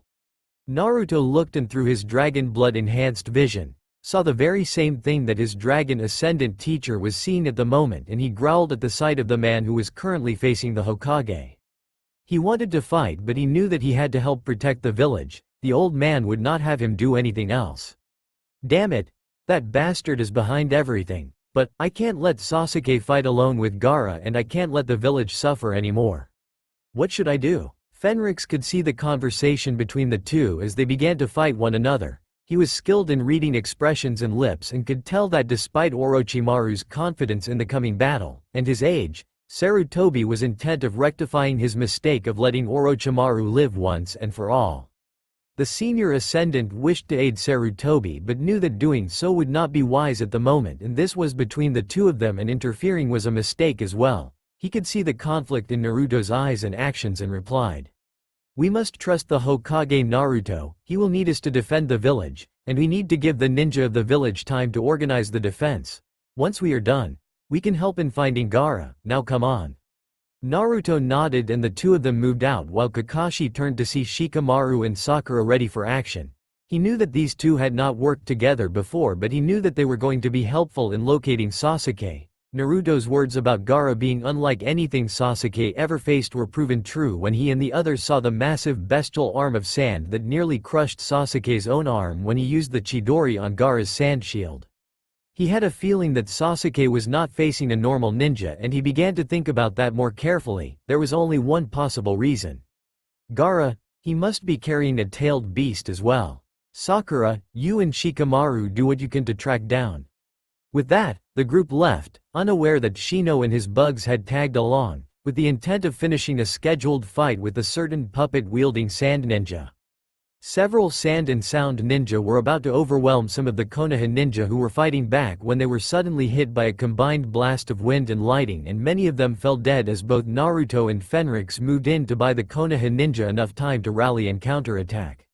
The two Ascendants fought well with one another, and several sound ninja was shocked as both warriors suddenly unleashed a torrent of flame at them from their mouths without using any hand seals. The ninja who were part of Orochimaru's forces were quickly and easily incinerated by the attacks as Naruto and Fenrix fought alongside the Konoha ninjas. The ninjas were surprised to see both Naruto and Fenrix fight through the numbers of ninja that came at them. One band of sound ninja were violently sent flying by a powerful wind blast from the senior dragon Ascendant, while another band of sand ninja were hit hard by a powerful wall of water from Naruto. Kage Bushin no Jutsu. Naruto summoned his Kage Bushin and then had all of them transform, and the sound and sand ninja forces found themselves under assault from Naruto and his Kage Bushin, who were using various elements in unison: arcs of lightning, tongues of fire, waves of water, walls of earth, and blasts of wind sent the ninja flying and eventually running for their lives. And no one could blame them, as Naruto's powers proved to be more than enough to stem the tide for the Konoha ninjas to rally and counterattack. Fenrix himself was able to combine the elements under his command with overwhelming force, sending blasts of wind mixed with fire with undeniably devastating results on the ninja forces arrayed before him. He would then unleash a combination of water whips mixed with arcs of lighting, and did so with minimal effort, showing his much higher level of power and skill over Naruto. The two stopped and saw that more ninja were coming into the area. No doubt they had been held back as reinforcements just in case the initial waves were beaten back, and it seemed that they were now coming into play. The two looked at one another, and Naruto was not happy with the situation as he felt that he needed to help the others deal with Gaara, and while he knew that Sasuke would fight his hardest, he was dealing with a ninja who had a demon inside of himself, and the creature was more than a deadly foe in combat. Fenrix then touched the ground and closed his eyes, making Naruto wonder what his mentor in the ways of the dragon Ascendants was up to. It was then that Fenrix spoke to Naruto. "Naruto, we're going to have to call forth some support. You will need to work with me on this one." Naruto had no idea what his sensei was up to, but he trusted his sensei well enough and did as his sensei in the dragon ascendancy arts showed. The two of them drew their own blood and it glowed deep white for a moment, and the two drew a simple tree pattern that was moving, and then Fenrix and Naruto spoke the spell. "Warriors of nature, guardians born of the bones, flesh, and blood of the earth, hear our call and heed our wish. Awaken from your long slumber and fight as you have in eons past. We summon you." The blood that both dragon ascendants spilled glowed deep green and then faded into the eyes of all. The spell fizzled out. But it didn't. There was a massive rumble in the air and every ninja stopped from what they were doing. It even reached the rooftop that both Sarutobi and Orochimaru were on, and then to the shock of the invading ninja. The trees in the area surrounding the walls of Konoha began to move and come to life. The trees seemed to be alive, and then several squads of Suna and Sound ninja were suddenly sent flying by the impacts of several of the long limbs of the living trees. Others were sent flying or were crushed by the feet of the tree men. Naruto gaped and looked at Fenrix, who smiled and spoke. "It seems that the power of the ancients still flows strongly in this world." One ninja from Konoha was gaping in shock at the sight and spoke out loudly. What are they? Fenrix then answered the question. They go by many names, young man, but either Trent or Ent will do. They are living trees, guardians of the wilds and of long ancient groves. The members of the ancient dragon race who inhabited this world millennia ago helped create them to guard the wilds as well as fight under the command of mortal humans who petitioned for their aid. That also applies to those who have undergone the blood ascension ceremony, and when the dragon race and their loyalist ascendants left this world in the Exodus, the Ents went to an ancient slumber. They only awaken when summoned by one who has a pact or tie with the dragon race, such as me and Naruto. They will defend Konoha with you, young man, so you have no need to fear them. But I doubt the same could be said for your enemies. And that was true, as the ninja forces of Suna and Sound found that their weapons and current abilities were not enough to stop the mobile juggernauts, as they Ents, or rather Ents, would lift up large boulders to throw at their reinforcements and use their arms and legs to either crush the incoming ninja or send them flying about. Fenrix turned to Naruto and spoke. We should get moving, Naruto, the others will need our help in tracking Gaara. Naruto nodded and the two of them left, allowing the Konoha ninja they had left behind to gape at the two. Such power was unheard of, and it took the fact that they still had to deal with the ninja in the village that woke them up. However, it was also when the plans for countering an invasion of Konoha came into effect, as the ninja forces of Konoha began to gather and launch a counter-attack. The Anbu also got involved as the other users of Kekkai Genkai began to fight back, such as Hiashi, Inochi, Shikaku, and Shuza went on the attack. Naruto and Fenrix then caught up with Sakura, Pakun, and Shikamaru, but before they did, the two of them were in a discussion. Sarutobi smiled at the sight. He had been told by Fenrix, master, so long ago about the ancient powers that slumbered deep in the world they lived in, and to know that Naruto was one of the very few with command of such powers made him see that the village would be in better hands. He then turned to fight Orochimaru once more. He knew that despite his old age and the fact that Orochimaru was stronger now, he was not going to let his past mistake be repeated, as he got his ally, Monkey King Enma, who was in his diamond staff form ready for the soon-to-come fight. Orochimaru, however, spoke to Sarutobi. Naruto-kun has such a powerful bloodline, and you've hidden it from me all this time, Sarutobi-sensei. How did you manage that? I thought your spies would be able to tell you, but suffice to say, the power Naruto has is older than any Kekkai Genkai in existence. It might even rival the Sharingan, as Naruto is able to master it completely. What? However, you won't be able to know everything. I will never tell you anything else than that, Orochimaru, but you can be assured that I will defeat you here and now, then I will kill you. Orochimaru glared and readied Kusanagi. Try me, old man. Sasuke tried his best, but even when he used Chidori to sever the sand arm that Gaara had, the Suna Genin was more than willing to fight and was even more determined to kill him. He would have tried to fight back, but he was almost out of chakra and he was in a very dire situation, and he was tempted to rely on the cursed seal. He recalled Kakashi's warning that he could only use the Chidori twice in one day and then he would be out of chakra. When they had been training with the technique for days before the finals of the Chunin exams, he had been told that the limit was 2 times. If he went beyond that, he would die. He had been able to get past Tamari in combat and conserved as much of his chakra as he could, as he knew that using it up against someone who was not his true target was. After defeating Tamari, he had moved on but encountered Kankuro, who was fully rested and eager to pay Sasuke back for the stone he threw. But he was saved from losing more chakra by Shino, who had followed them in secret, using his bugs. Gaara had been taunting him and it made him very angry, and he tried to use the cursed seal to give him an advantage, any advantage. You're too weak, Sasuke Uchiha. I will kill you here and now. Gaara lashed out, and with a newly regrown arm of sand, it seemed like the end. Fire. Lance. Gaara was forced to move away at that moment as a spear of pure fire came right at him and forced him to break away from his attack on the prone and helpless Sasuke, and then he looked to see none other than Naruto and Sakura along with Fenrix and Pakun.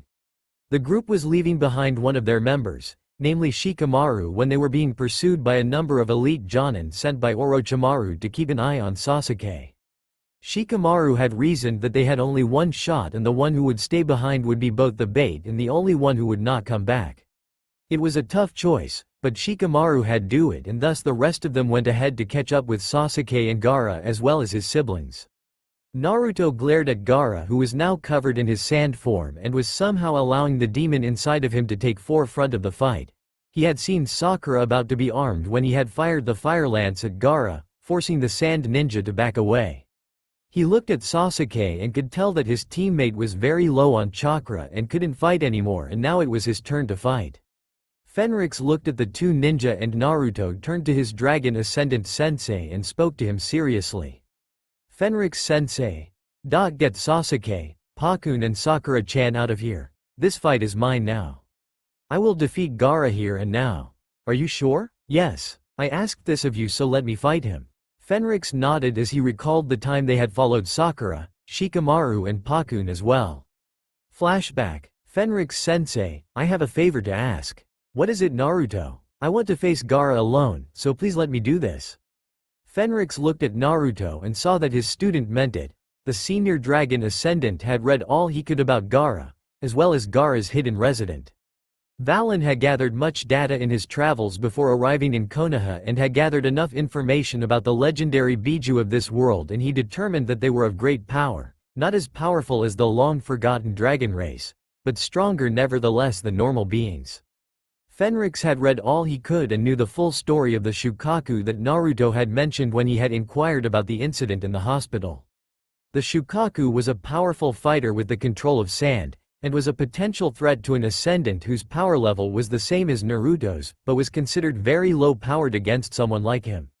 He knew it would be a good test for Naruto to use his powers, but with some level of risk for his student, as Naruto's powers were not yet at the level needed to be considered a full-scale Ascendant.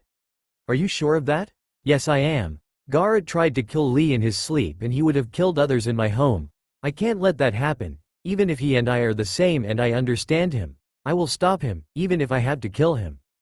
Fenrix looked at Naruto and saw that there was no going back, and he wanted to make that clear to his student. If you are dead set on this, you should know that in your current level of power, he is a potential threat, and if you make a mistake, he can injure you despite your powers, and most of all, I will not aid you in battle against him as you wish to face him alone. Do you understand me, Naruto? Naruto nodded. I do. Fenrix sighed and then nodded. Very well, when the time comes and if you truly want to do that, then I will let you face Gaara alone. I will protect your friends for you. I will not help you unless you truly need it. Just promise me to fight with everything that you have here and now. I will. End of flashback. Fenrix nodded towards Naruto and he knew that the time had come for him to keep his promise to Naruto, let him fight Gaara on his own. He might not like it, but this was real test for Naruto to finally face a foe who could give him a good enough challenge. In a way he had to thank Gaara, as he will be the key for Naruto put all he had learned into the battlefield and not hold back. Naruto was facing a foe who was like him in a way, but unlike Naruto, he had grown to hate and despite the world and see killing as his only satisfaction. That made Gaara a deadly foe and would be the one who would truly test his students' convictions and abilities. Good luck, Naruto, do not fail. And with that, the senior dragon ascendant quickly grabbed both Sakura and Sasuke and quickly left the scene. And this left Naruto to face Gaara alone as the sand-covered genin and demon container faced the young dragon ascendant and gave a growl at him. You are going to be my greatest enemy and I will enjoy spilling your blood. Naruto however relaxed and then summoned his Dragon King blood heritage, and soon enough the blonde genin spoke the command to trigger his power. Dragon King blood. Release. Wind. Naruto now wore the tattoos which were in the mode of wind, and he had several small sphere of pure wind moving on his fists, and he got ready to face Gaara, and before they fought, he spoke to the enraged sand genin and container of the Shukaku. I will never let you harm a single life from my home village, Gaara. I will stop you, even if I have to kill you. So be it. Let us see who is truly worthy of existence. You are stronger than that Sasuke kid. You are the one I want to kill. As Naruto faced Gaara and it seemed that the two were ready for a fight, Sasuke and Sakura turned Fenrix, who was calm and focused on the fight. Sakura spoke to the senior dragon ascendant. Aren't you going to help him? I already have. He has learned enough to show me that he can fight this battle on his own. What? But you said his power was still in its infancy. He's going to be in more than he can handle. That might be true, but he made his choice to fight for your sake and that of the village and all he cares about. This is Naruto's fight and his alone. I cannot interfere. Sasuke was surprised by this and Fenrix merely replied. He must use all he has learned from me to face Gaara on his own. This is going to be the real test. Gaara is not a normal person and he is strong in his own right. And Naruto himself asked me before we arrived here to let him face Gaara on his own. I respect that and I see in his eyes that he wants to fight without my help. But you can't mean that. Sakura said as she tried to rush to help Naruto, but Fenrix however stopped her and spoke evenly. This is Naruto's fight, Sakura Haruno. Let him settle this. I will only help if he needs the help. This fight is more important to him than you can imagine. Unlike Gaara who fights for himself, Naruto fights for others, namely you, Kakashi, Sasuke, Iruka, and everyone in the village. He cares more for you all than his own life, and that is what gives him the will, drive and power to face Gaara. If you are harmed, then it will all be for nothing. Fenrix then turned to see Sasuke's tattoos and he couldn't help but be revolted by the sight of it. Kakashi and the Hokage told him a great deal about this Orochimaru and this cursed seal of his, which he had placed on another Jonin of Konoha named Mitarashi Anko. This cursed seal reminded him of some of the curse marks he had seen in his many years of existence, and while Naruto trusts his team, the senior dragon Ascendant had his worries towards this mark, but kept his peace and focused on protecting the two from harm. He however had a feeling that sooner or later, things were going to get very ugly. In the meantime, Shikamaru sat down and gave a sigh of relief as Asuma finished up the task of dealing with the sound ninja forces. The genin had been able to hold them off, but he was finally out of chakra, and the sound ninja were about to attack him and continue their pursuit, but his sensei arrived and he was in the clear. You all right, Shikamaru? Yeah. Man, what a drag. To be continued? Author's notes. A lot shorter than the last chapter, but still, it does all right in my mind. Now we have the battle between Gaara and Naruto, and unlike Dragon Champion where Naruto helps tide off the invasion with his summoned army to buy Konoha time, Naruto take it a step further by using his Ascendant blood to awaken some of the old power that had been residing deep within the very foundation of the world, and the summoned Ents are the result of that spell that both Fenrix and Naruto used to defend Konoha and give the Konoha ninja enough time to rally their forces for the counterattack. And it seems that Naruto wants to face Gaara alone, and Fenrix agreed with it and focuses on defending Naruto's teammates while allowing his student to face Gaara alone. How will this fight turn out? Now some people are wondering just what sort of role Fenrix has in the story, and it is simple and fairly obvious in my mind. He is Naruto's mentor, guardian, and teacher. His duty is to both teach Naruto the ways of the Ascendants and protect him from threats. However, he also knows that for Naruto to grow and mature properly in terms of ability and power, the best way is for Naruto to fight on his own battles. And he will only aid Naruto if the need is great, as he has faith in Naruto's abilities, skills, determination, and will, despite the fact that he does not always agree with Naruto's desire to fight alone. In simple terms, he is Naruto's mentor in the ways of Ascendants, not a replacement for Naruto. He merely guides Naruto in the ways of the Ascendants and allows him to learn on his own after learning the lessons needed to start him on his way. There is no godmodding here as well, as I have pointed out before that Naruto's powers are indeed great, but since his ability to properly control them is lacking, he cannot use them until he develops the control needed to use the powers freely and without any complications. If I was really godmodding Naruto, why give him a handicap and a restraining device? Why not allow him full power and allow him to be a full-scale Ascendant? If I did that, then where is the point of the whole story? Here is a trailer that highlights my point. Trailer. Naruto held the weapon in his hands and marveled at this weapon. It was a long handle and on the ends were two double-edged blades at the length of at least 3 feet each and was made from specially enchanted and high-quality steel. The two blades were well made and balanced and following the instructions of his dragon Ascendant sensei. The blades quickly retracted into the handle and he looked at the seemingly bladeless weapon and pressed it again and the blades came back out. Like your present? Yes. Good. This weapon emphasizes the lesson that I will teach you once you return from looking for this Tsunade who shall be the new Hokage. What do you mean? This twin-bladed weapon symbolizes the need for control. When you attempt to use two elements, you must learn to work their natures into a cohesive combination without one overwhelming the other. If there is no control, then the elements will clash and disrupt one another, and your ability as a fighter in combat will naturally suffer as a result. To drive the point home to you, those two blades were specially made be able to injure you. What? Naruto was shocked to hear that and Fenrix replied. It will not kill you of course, but send light pain through your body while not cutting you. When you train with this weapon, you must use it as a staff weapon, and that is where control must be learned, Naruto, as you must be able to defend and strike with enough power and control. If you attack with too much power, then the other blade will injure you, and you lose control. Once you master both control and power, you can attack and defend in equal measure, and then you can learn to use two elements in unison. That is what this weapon will show you. Naruto began to understand the idea, though not entirely at the moment, as he took the weapon and he asked Fenrix the question that had been plaguing him ever since he got the weapon. "Aren't you coming with me, Fenrix-sensei?" Fenrix shook his head and explained his reasons. "You are a clan head now, and as your advisor as well as your teacher and guardian, I have to remain here to defend your land, home and name. You have matured enough to merit going out on your own and learning on your own for a while, and Jiraiya has asked me to allow him to train you in a special jutsu that you might find useful in the near future. As much as you need to learn the ways of the Ascendants to master your powers, you must also learn the ways of ninjas as you should before your powers awakened.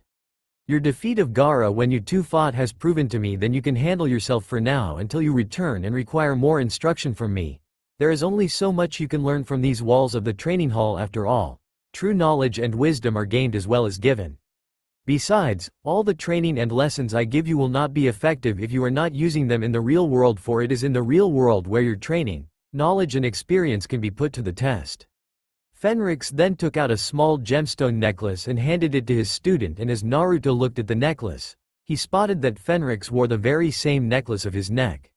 "However, I will not be far. This is a recall stone, and if you are in need of my help or are in true danger, then this recall stone will cast a teleportation spell and I will be there to aid you in whatever you need done. I have faith in you and your growth as both an Ascendant and ninja, Naruto, and that is why you will do well here." Naruto smiled and bowed to Fenrix. "I will not disappoint you or everyone in Konoha. I will bring Tsunade back to be our new Hokage." Fenrix nodded and bowed back to Naruto.